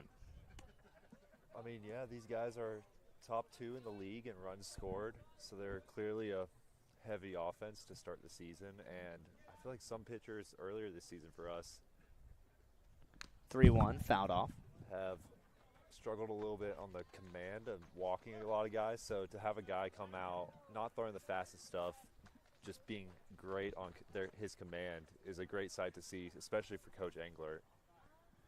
Krieger, 3 consecutive balls to start out this at-bat out of the bullpen, then back-to-back strikes. It's now full to Konis. The payoff pitch popped up towards foul territory, way up in the air down the right field line. Who's going to make the play? It's Larson in fair territory for the first out of the 6th. This could be one of those games, Michael, where it just doesn't really feel like you do all too much. There hasn't been anything violently exciting in this game, but you kind of look up at the scoreboard. There's 1 out in the 6th inning. You're up 4-0, just kind of playing hold-on baseball at this point. Yeah, especially after last night's game, Tuesday night's game. Thriller.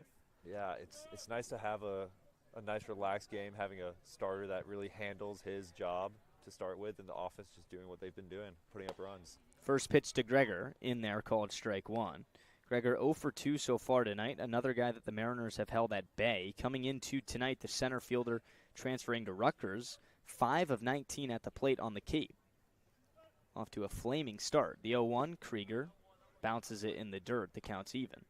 So Krieger pitched on opening day. He came in as the first reliever out of the bullpen, and came out of the bullpen after it was Trey Williford who started. 1-1, ground ball right side. Solier hardly has to move, lets it get to him. A quick transition, and the throw to first for the second out. Krieger came in, went 3 2/3 of 4 hit, 3 run, only 1 of which was earned. Struck out 4, did not walk a batter. So hoping for that same command where he doesn't lose anybody. Got beat up a little bit in the hits tally, but 4-3 put out there to Solier. There's now 2 outs with nobody on in the 6th for Falmouth. Jackson digs in. First offering. Swing and a ground ball up the middle. Smolinski's on it, fields it at the ankle. Throw to first in time. A 1-2-3 inning for Krieger out of the pen. And the Mariners are cruising defensively right now, flying by and right back into the batter's box. We head to the final 3 on the Mariners Radio Network.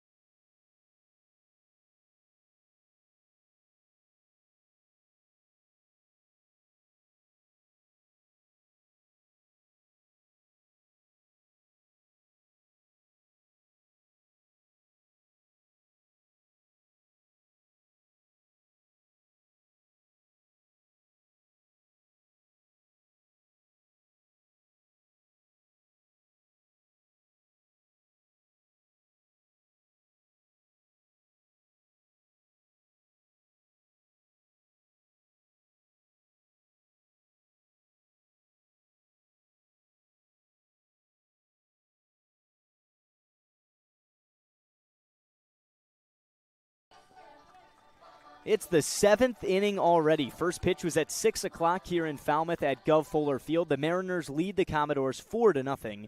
You're listening to the Mariners Radio Network. 8, 9, and 1 due up for the M's here in the 7th. Kaysen Murphy back out there. Left-hander, first pitch swinging, broken bat foul. Whoa. Capisi actually got a good bit of that worm burner down the line. It trickled foul, but the bat completely splintered in 2. And it traveled all the way to the third baseman, Van Tyker. It's got to be a little bit scary. Yeah, for sure. It's almost like a weapon traveling at that third baseman right there.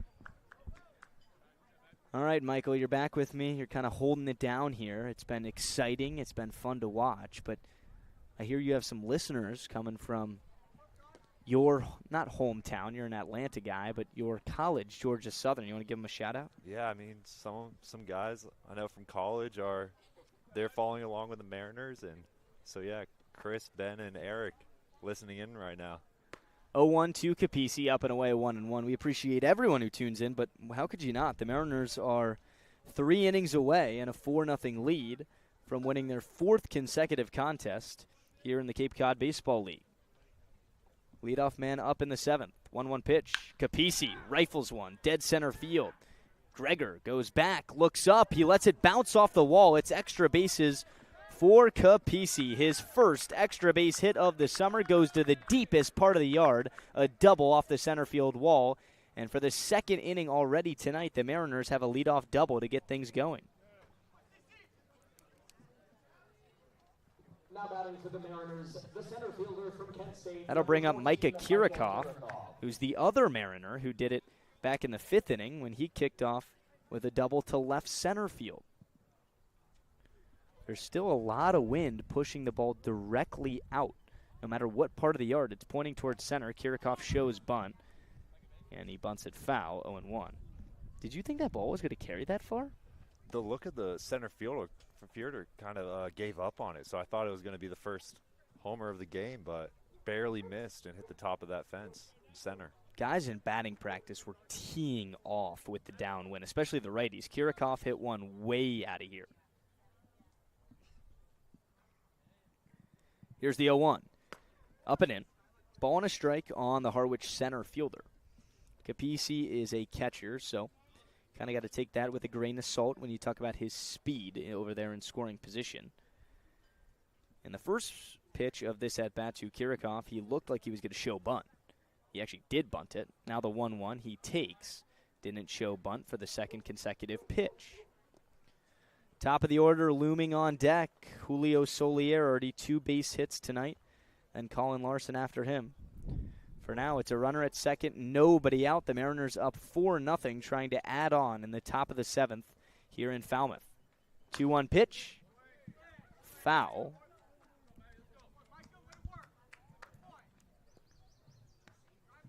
Mariners really seem like they're all on the same page right now. It felt like lax every time he got back into the dugout. Everyone was there to greet him. Definitely playing like a ball club early on in the summer.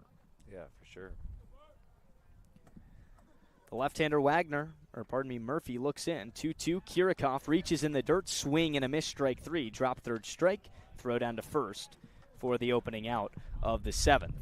Capisi, even on the drop third strike, had to stay put at second base. And that's an unproductive first out of the inning for the M's. Now batting for the Mariners, the second baseman. It's the 4th strikeout in just the 3rd inning in relief for the lefty Cason Murphy out of Louisville. Luke, how do you feel about these back-to-back Boston College duo in Solier and Larson coming up? I like it. It's they're 2 different punches. Solier steps on the first pitch, fouls it away. Larson brings the speed. We saw the great play in right field that saved the Mariners, giving up the first run of the game for Falmouth. And then Solier, he's been primarily, just get on base, a singles guy, but he hits the ball really hard. We know he has home run pop. Hit a few at Boston College this year. Now the mission is getting Capisi in from second base after a leadoff double here in the 7th. 0-1 the count. The pitch. In the dirt, it gets away. Capisi's off to third. This is going to be a close play. No throw. Couldn't get the ball that was trickling up the third base line, and when he got there, he couldn't pick it up. So the Mariners move Capisi 90 feet over. He's now at third in a one-out situation, and Solier just needs a base hit or a fly ball to somewhat deep in the outfield to make this a 5-0 Harwich lead. 1-1 pitch. Julio, pop up, infield, way up in the air. This isn't going to get it done, and it's caught by the shortstop, Konis. 2 down.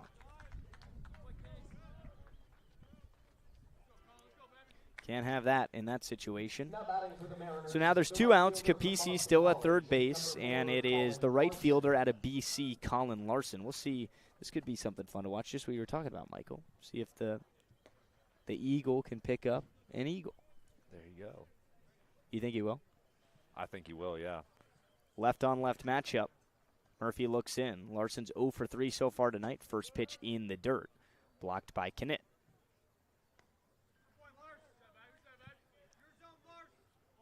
Larson now 4 for 14 on the Cape. Has a better average here with a wooden bat, and I would like to think stiffer competition, especially the pitchers. Yeah. Than he did at Boston College. Remember, BC had just a fabulous year. They set a program record in wins, or excuse me, they tied it at 37. And Larson rifles one up the middle into center field, a base hit. Larson now turns, goes for second. It's picked up by Gregor and sent back in. And Larson scurries back over to first base. Another 2-out RBI for the M's. It's now 5-0, and Colin Larson continues his hitting streak to 4 games. Now batting for the Mariners, the shortstop from Good call, Kansas Michael. State, number 22, Tyler I've done a little bit of Smolinski. research on this team. Capisi scores. Now 2 outs. Smolinski gets an at-bat. First pitch up high, 1-0. The Mariners do lead this league, and I would assume after tonight they now have 4 of them are going to continue to hold the league lead in runs batted in. But when you get them with 2 outs, they're just a little bit sweeter. Smolinski, foul ball. 1-1. Larson is 5 for 5, number 1 on the Cape in stolen bases. And with 2 outs, I would like to think that he has the green light to go. J.J. Knitt has thrown a Mariner out. That was when the Mariners actually scored a run. It was Smolinski. Larson goes 1-1, check swing, and it's in the dirt. No throw. Knitt barely found the ball by the time Larson was already standing on top of the second base bag. And the Mariners, now another 2-out runner in scoring position. Tie ahead in the count, 2-1. Murphy. Up and in, 3-1. Smolinski 1 for 2 tonight, walked and scored in the 4th as well.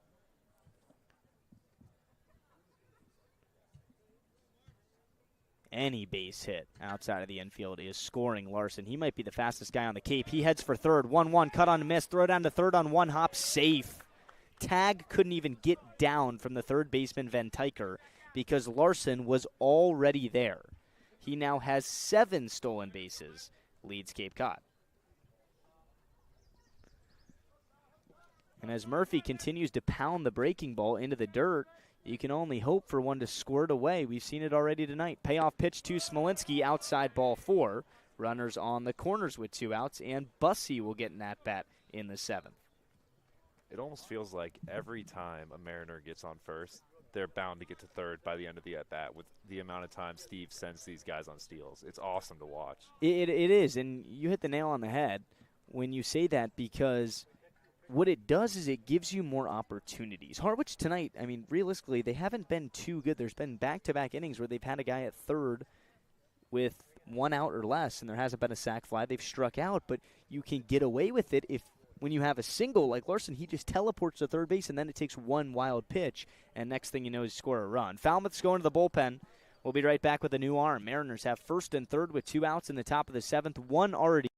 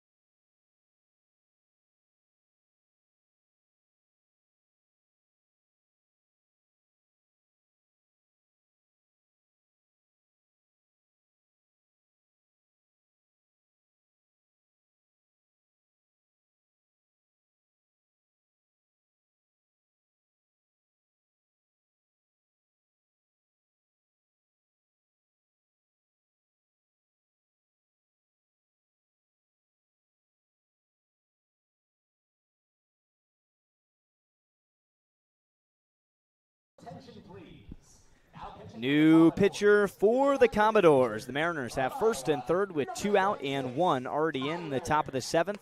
They go to the massive 6'6" right-hander coming off a season at Iowa, Tyler Guerin. Guerin has since hit the portal and transferred to Georgia Tech.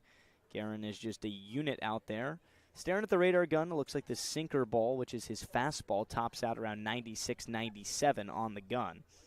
In his second season with the Hawkeyes, took a big jump in starts. Went from just 2 his freshman season to 8 this year. Also pitched over 35 innings more this season than his freshman year. Ended up with the 3rd most starts for the Iowa Hawkeyes. Always a contender in the Big Ten Conference, but now he's going to Georgia Tech. He's got to deal with Charlie Bussey first. Runners at the corners, 2 outs. First pitch, Bussey gets hit right in the ribs. And Bussey is down in the right-handed batter's box. Smolinski advances to second. Bussey will take first base when he's okay. Wonder what that feels like. Not good. Not good, Luke. You play any sports growing up? Yeah, I played some basketball growing up till high school, and then played a little baseball. Kind of stopped playing once high school came around, but yeah, now I'm just a big-time golfer, so like to hit the links a good bit. Big time? Yeah. So that means you're good? I wouldn't say good. I can break 90 on the regular, so I'll take that. Yeah. A capable golfer. Yeah. I see what you did there. First, second, and third. The bases are loaded for the M's. Larson at third. That's Smolinski over there at second. And Bussey looks to be okay after getting hit by a pitch. He's off of first base. An opportunity for the newest Mariner of them all, the DH out of Tennessee, Trent Grinlinger. Grinlinger 0 for 2 so far today. The bases are loaded with 2 outs. Guerin looks in. First pitch. In the dirt, it gets away from the catcher, Kinnett. Larson scurries home. Another run crosses for the Mariners. It's now 6-0 Harwich. Bussey to second, Smolinski to third, and things are starting to get a little bit ugly here in Falmouth.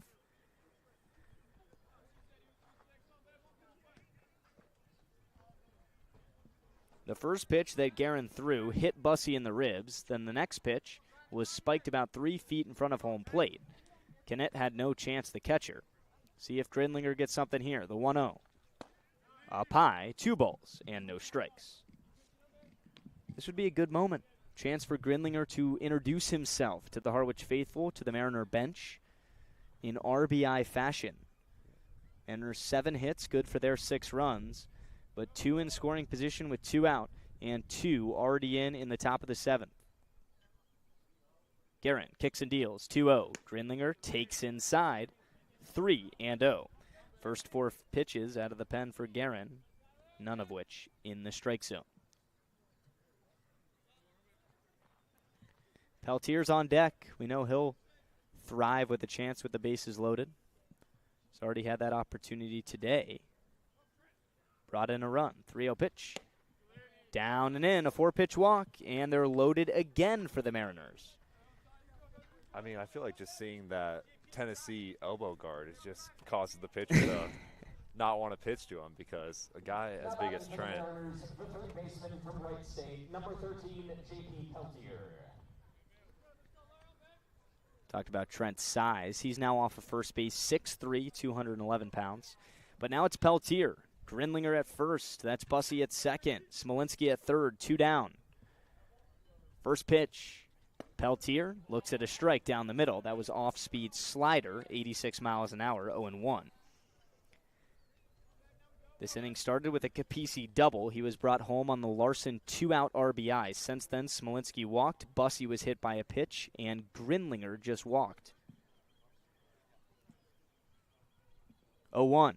Peltier, swing and a miss. A nice slider low and away. And Guerin looks to be competent in this at-bat. It's now 0-2 on Peltier. Quentin Coates on deck if we get there. Mariners up 6-0. You can really start to see it now. Maybe 4 wins in a row for the M's. A hit here would blow this thing open. 0-2. In the dirt, it gets away. Here comes Smolinski. He scores, and everybody else advances. The second time that's happened in this inning with the bases loaded, and Falmouth and their control continues to hurt them. It's now 7-0 Harwich. It's not always pretty, Michael. It's not. It's pretty for the Mariners, though. Counts for the same. Especially that scoreboard. 1-2 the count on J.P. Peltier. The pitch. Ground ball right side of the infield, right to Maley, the second baseman. He gets low and throws him out. 2 stranded for the M's, but 3 more score in the 7th. It all started with the 2-out RBI from Colin Larson. The Mariners lead Falmouth 7-0. Everybody needs to stretch at Gov Fuller Field. It's almost a blowout. We'll be right back on the Mariners Radio Network. 100 years, Rogers Gray has helped protect.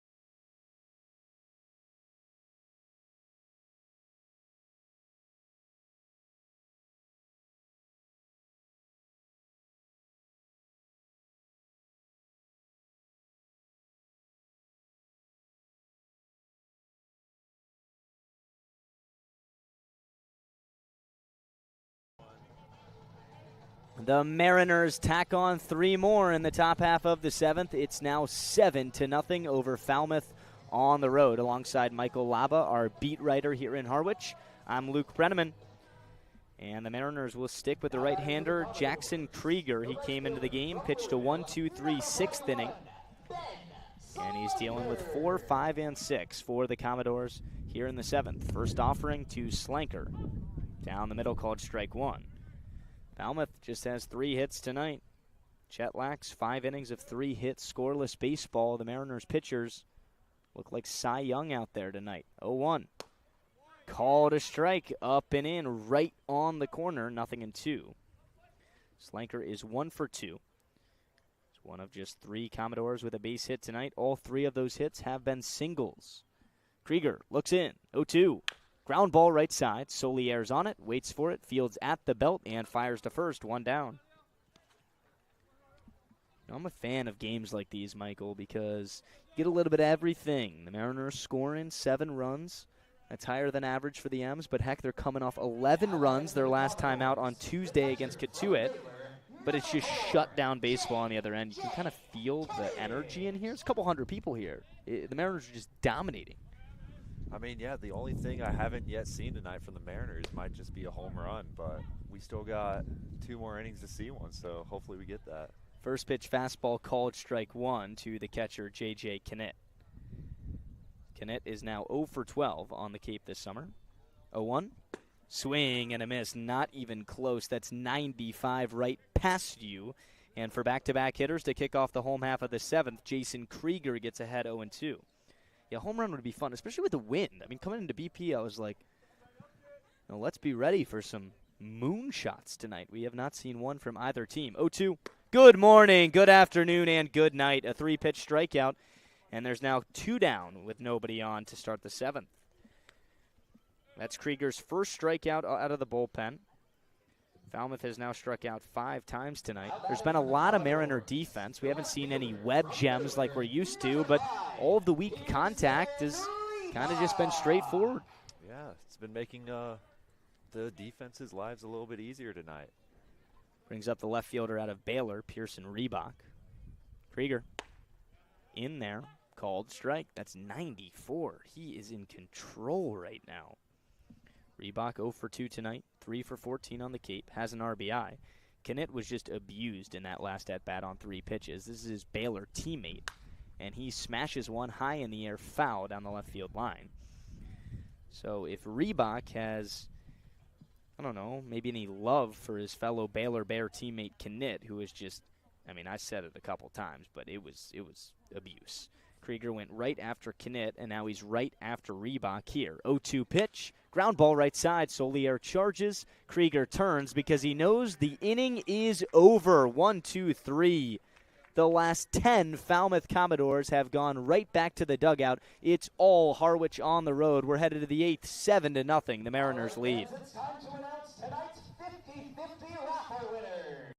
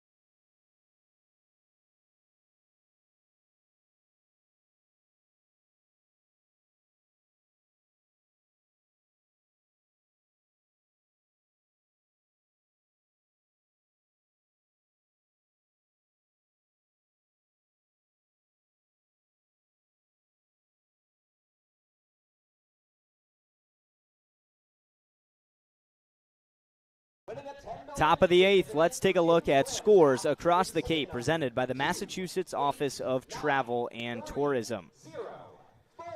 Well, Chatham, who came into tonight the only team on the Cape without a win, I think they took out 4 losses of frustration on Katuitt. They won that game by the mercy rule in the 7th inning, 17-2. The Chatham Anglers had 15 hits. That's the biggest deficit of the summer. YD, all they do is win. It's 11-2. They lead Wareham going into the bottom of the 6th. And Bourne in a tight, low-scoring battle with Orleans. Bourne leads 1-0. Orleans due up in the bottom of the 6th. Hyannis falls to Brewster on the road at Stony Brook Field 3-1. Brewster now at 3-2, back over 500 on the 2026 summer. Quentin Coates leads off the 8th for the Mariners, takes a first pitch slider called strike 1.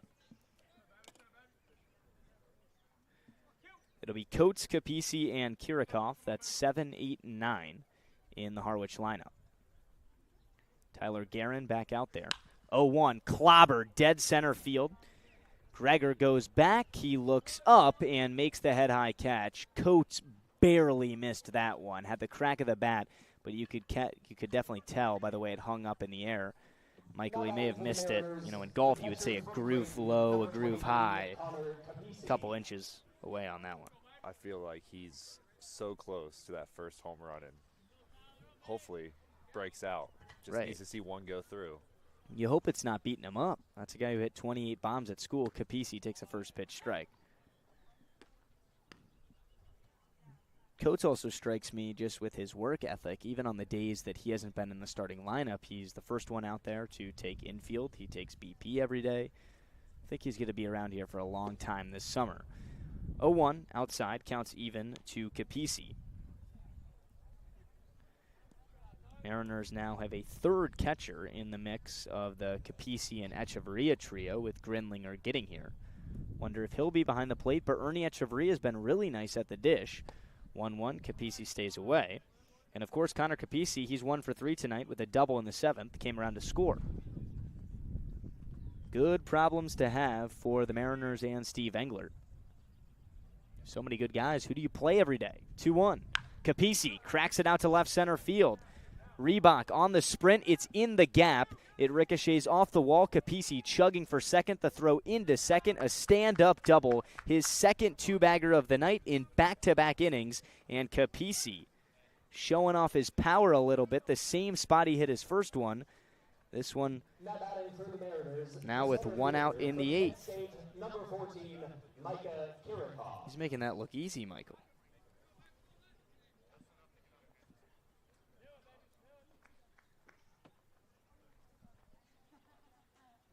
Mariners scored one in the first, then two in the fourth, added another in the fifth, and exploded with three in the seventh.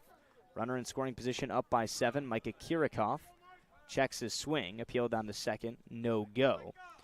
1-0 on the Harwich center fielder. Kirikoff also 1 for 3 with a double tonight. Seen a lot of doubles tonight. Yeah, I feel like all season, all of our momentum strings off these doubles we're hitting, just finding the gaps and putting a guy in scoring position just like that. 1-1 lands in the zone. Kirikoff shows his respect to the right-handed Garian, shakes his head. Nice pitch. It's a beautiful slider right on the inside corner. And that evens the count. Capisi off of second base. Came around to score the last time he had a double. That was in the 7th inning. Mariners turning the bats over all night tonight. 7-zip, top of the 8th. Pitch in the dirt. It gets away again. I mean, that ball is 4 feet away from where the catcher Knit could even lunge to. And Capisi scurries over from second to third. And a 2-1 count on Kirikoff. The M's have a runner at third in a one-out situation. No need to lead the league in stolen bags if they're just going to give you the bases. Exactly. I mean, just take what you can get in this league. The 6'6 righty, Guerin, has been quite wild. 2-1. Hanging, breaking ball, a little bit high. It's now 3-1. That one looked good to me. But Kirikoff has hit a couple loud fly balls, then connected with one that just missed as a home run for his double in the 5th. See what he does. 3-1. Steps into it. Liner left field. RBI base hit. Micah Kirikoff has come alive these last 2 games. 4 combined hits. That's his second of the night. And give him an RBI. It's now 8-0 Ners with 1 down in the top of the 8th.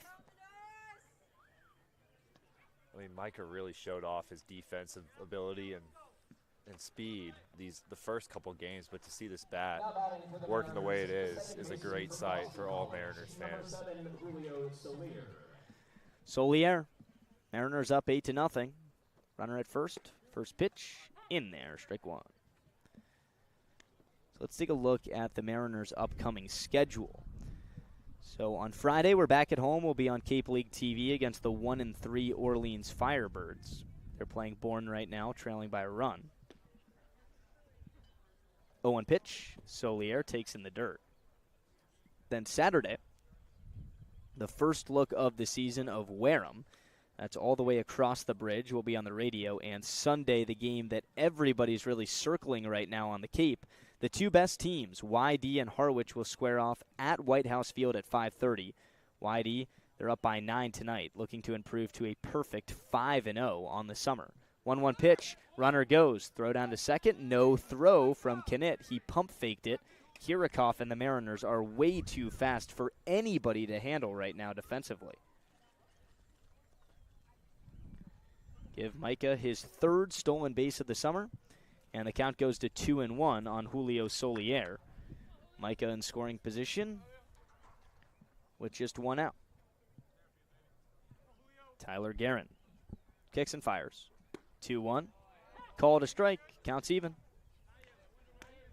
So now we're just kind of manifesting the home run at this point, Michael. Yeah. I mean, there's nothing that could satisfy us the rest of the way unless we see a home run. Gotta have it. I think Julio could do it. Choking up in a 2-strike count. It's 2-2. Here comes the pitch. Weak grounder up the middle. Guerin, the pitcher, can't get it. The pitch with the glove, safe. Here comes the runner to the plate, save! Kirikoff, come on! The Mariners, they run it better than anybody. and again, that's the 9th run of the night, 5 of which have come on either wild pitches with runners at third or situations like that. It's an infield hit on the weak chopper for Solier. And Kirikov goes from second to home on a ball that did not travel more than 8 feet. I mean, all these catchers we've been playing have just had rough times trying to keep under control these Mariners runners.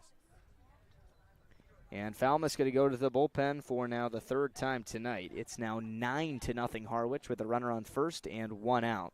Tonight has been a fun listener watch if you're a Mariners fan, not so much for the home crowd here at Gov Fuller Field. We'll be back with a new arm on the Mariners Radio Network.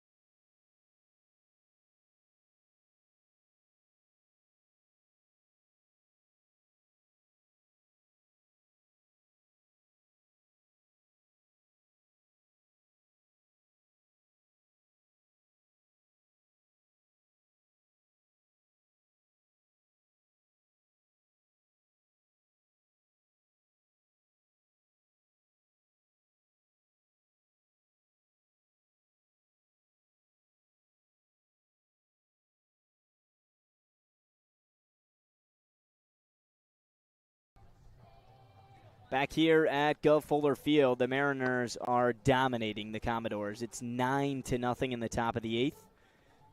And Julio Solier just brought in another one, his 3rd hit of the ball game. He's at first base. There's just 1 out. Colin Larson will hit. And the new pitcher is the right-hander out of Rhode Island for the Commodores, Joe Sabbath. Alongside Michael Laba, I'm Luke Brenneman, bringing you Mariner baseball on the radio. And Harwich defensively is just 6 outs away from 4 in a row and a 4-1 start heading into the first Friday night home game of the summer at White House Field. Sabbath comes home. Larson, first pitch swinging, fly ball right field. Slanker camps underneath, makes the catch for the 2nd out. So a nice start out of the bullpen for Sabbath. 1 pitch, 1 out. Solier stays put at first, and here comes Ty Smolinski.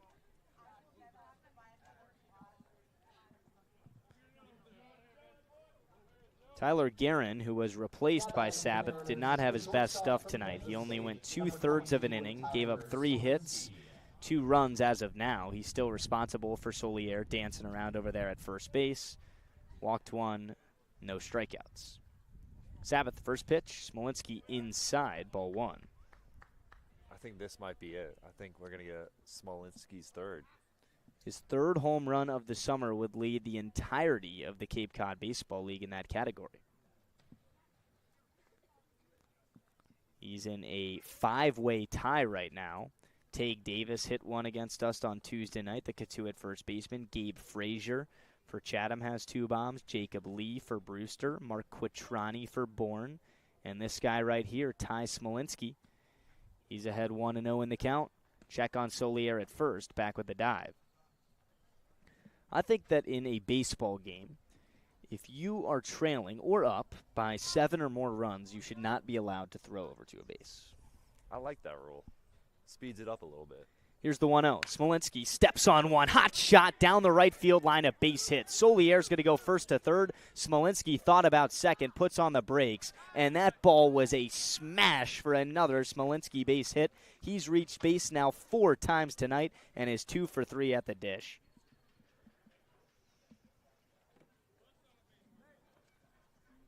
That had home run power, Michael. It did. Just was belted into the ground.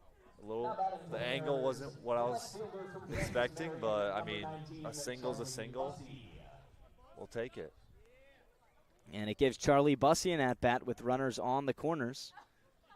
The mercy rule could come into play. We could just play 8 innings tonight. If the Mariners can get up by 10, Bussey takes low and away, ball 1. Charlie Bussey came into tonight as the Cape's #1 hitter in the OPS category. So far, he's 1 for 3. Came around to score on a single in the 4th. Most recently in the 7th inning was hit by a pitch. And now he has first and third. The 1-2 punch of Smolinski at first, Solier off a third. 1-0 pitch. Bussey thought about it, stayed away, ball 2. So to the answer to Trident Trivia, how many Mariners championships have there been in the Cape Cod Baseball League in the 21st century? If you guessed 3, you are correct. But the way this team's looking in 2026, it may be 4. See if Bussey's sitting on something. 2-0. Sabbath from the belt. Swing and a miss at the high fastball. 2-1. Mariners have hit 3 home runs as a team on the summer, 2 of which off the bat of the guy at first base right now, Ty Smolinski. The other one came on Tuesday night from J.P. Peltier. 2-1. Bussey takes a ball low. This is a tight strike zone all night from Joe DeMari behind the plate. That looked like it was right at the knees. What did you think? I thought it was a strike, but, I mean, I'll take it. We get another loaded bases with Trent coming up. Grinlinger on deck, the newest Mariner. 3-1 to Bussey.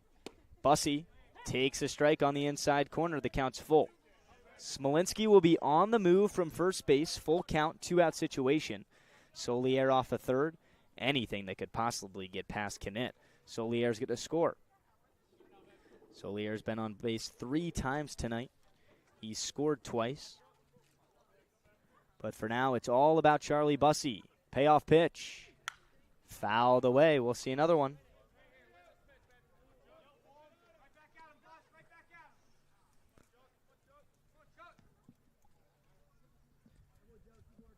Bussey playing left field tonight. We've seen Charlie play first base. We've seen him be the DH a couple of times. But he's back in what seems to be his normal and comfortable position of left field. Sabbath looks in. Another payoff pitch.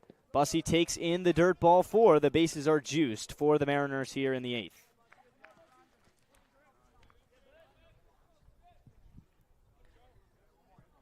Come on, this is the time right here, right now. The newest Mariner, Trent Grinlinger. His second time up in this contest with runners on base. His first time up with the bases loaded. And a chance to do some serious damage. Harwich leads Falmouth 9-0. They have 11 hits. Bases loaded with 2 outs in the top of the 8th. First pitch.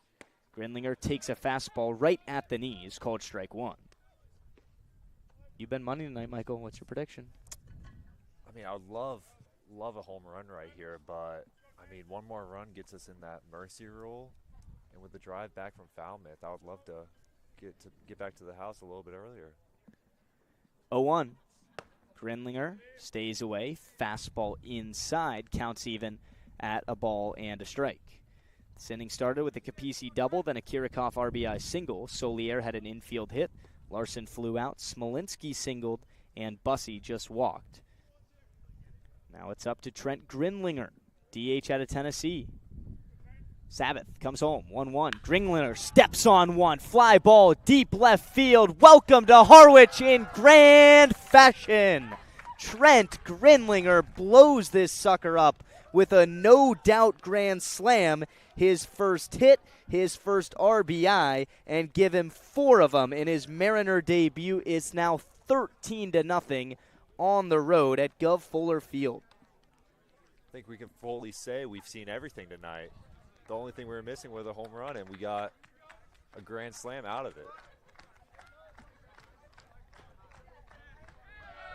What a moment that is for the freshman out of Tennessee. That's one way to get acclimated into a locker room, into a dugout. hit a grand slam with 2 outs. That's now a 6-run 8th inning for the Mariners. It's 13-0. Here's Peltier.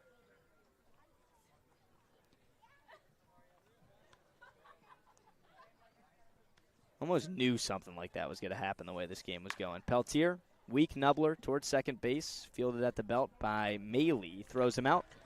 And the Mariners bat around in the 8th, but it's capped off by the grand slam from Grinlinger.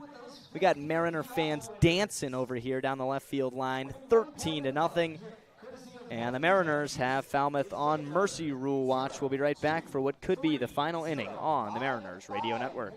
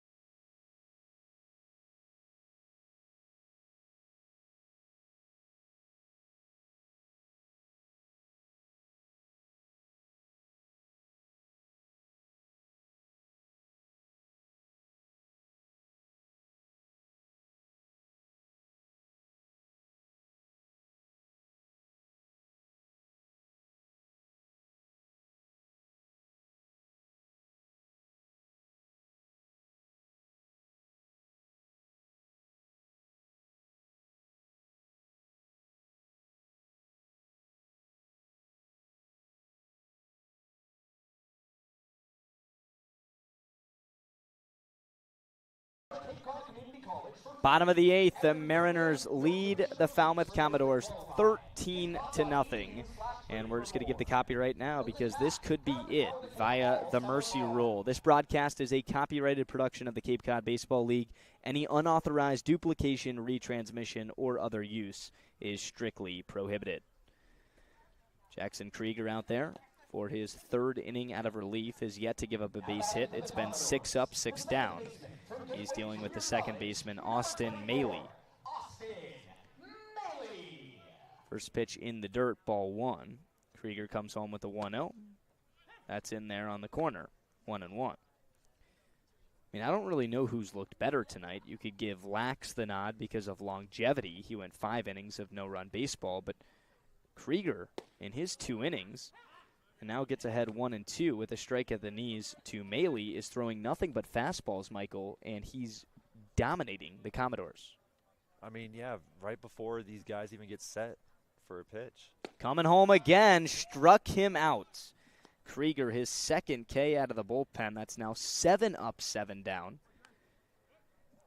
I would like to know the stat on how long each Falmouth batter has been in the box this tonight, because it feels like there's a new batter every 30 seconds with how fast they're pitching and how quickly they're getting it done. We'll take it. This could be the first sub-3-hour game of the summer.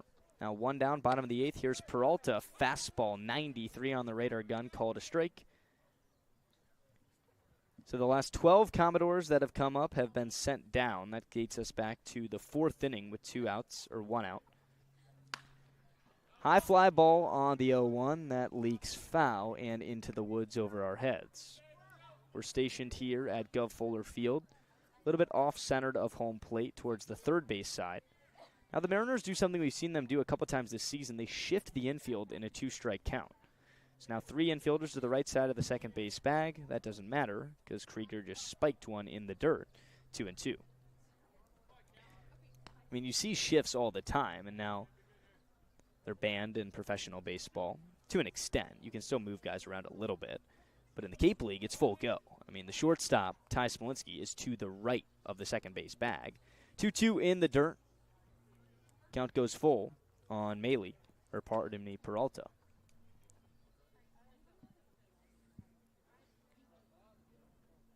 But to do it with 2 strikes specifically, is a little bit unique.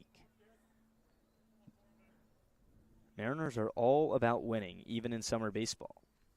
Swing and a miss, strike 3. Back-to-back punch-outs for Krieger. It's almost like Falmouth is ready to call it a night. 13-0 Harwich, 2 down. Bottom of the 8th, this could be it. Mercy rule in the Cape Cod Baseball League is 10 runs after 7 innings of baseball. Any game can actually be called after 7 innings of baseball because some of these ballparks don't have lights. So that's when you can conclude a broadcast. And it's all up to the 9-hole hitter, Van Tyker. First pitch, in there, strike 1. Harwich, 13 runs on a dozen hits. But talk about complimentary baseball. They've held Falmouth to 3 hits, good for nothing on the scoreboard. The 0-1 fought off foul, and Falmouth is down to their final strike. I mean, to go into the first Friday night home game on a 4-game win streak, I feel like it should bring a lot of fans tomorrow night. Tomorrow night, it's Friday night at White House Field. Who wouldn't show up? The Mariners on the cusp of 4 in a row. The 0-2 pitch, swing and a miss, strike 3. Krieger strikes out the side. The Mariners have won 4 in a row, and none in more dominant fashion than this one. 13-0. Harwich blitzkrieged Falmouth from the opening pitch in this one. And there is a lot to be excited about right now if you're a Mariner baseball fan. We know YD is 5-0. We know they're the lone undefeated team, but Michael, the way the Mariners are going right now, I cannot believe if there's a team playing better than this on the entire Cape. 13-0 against a 3-1 Commodore team.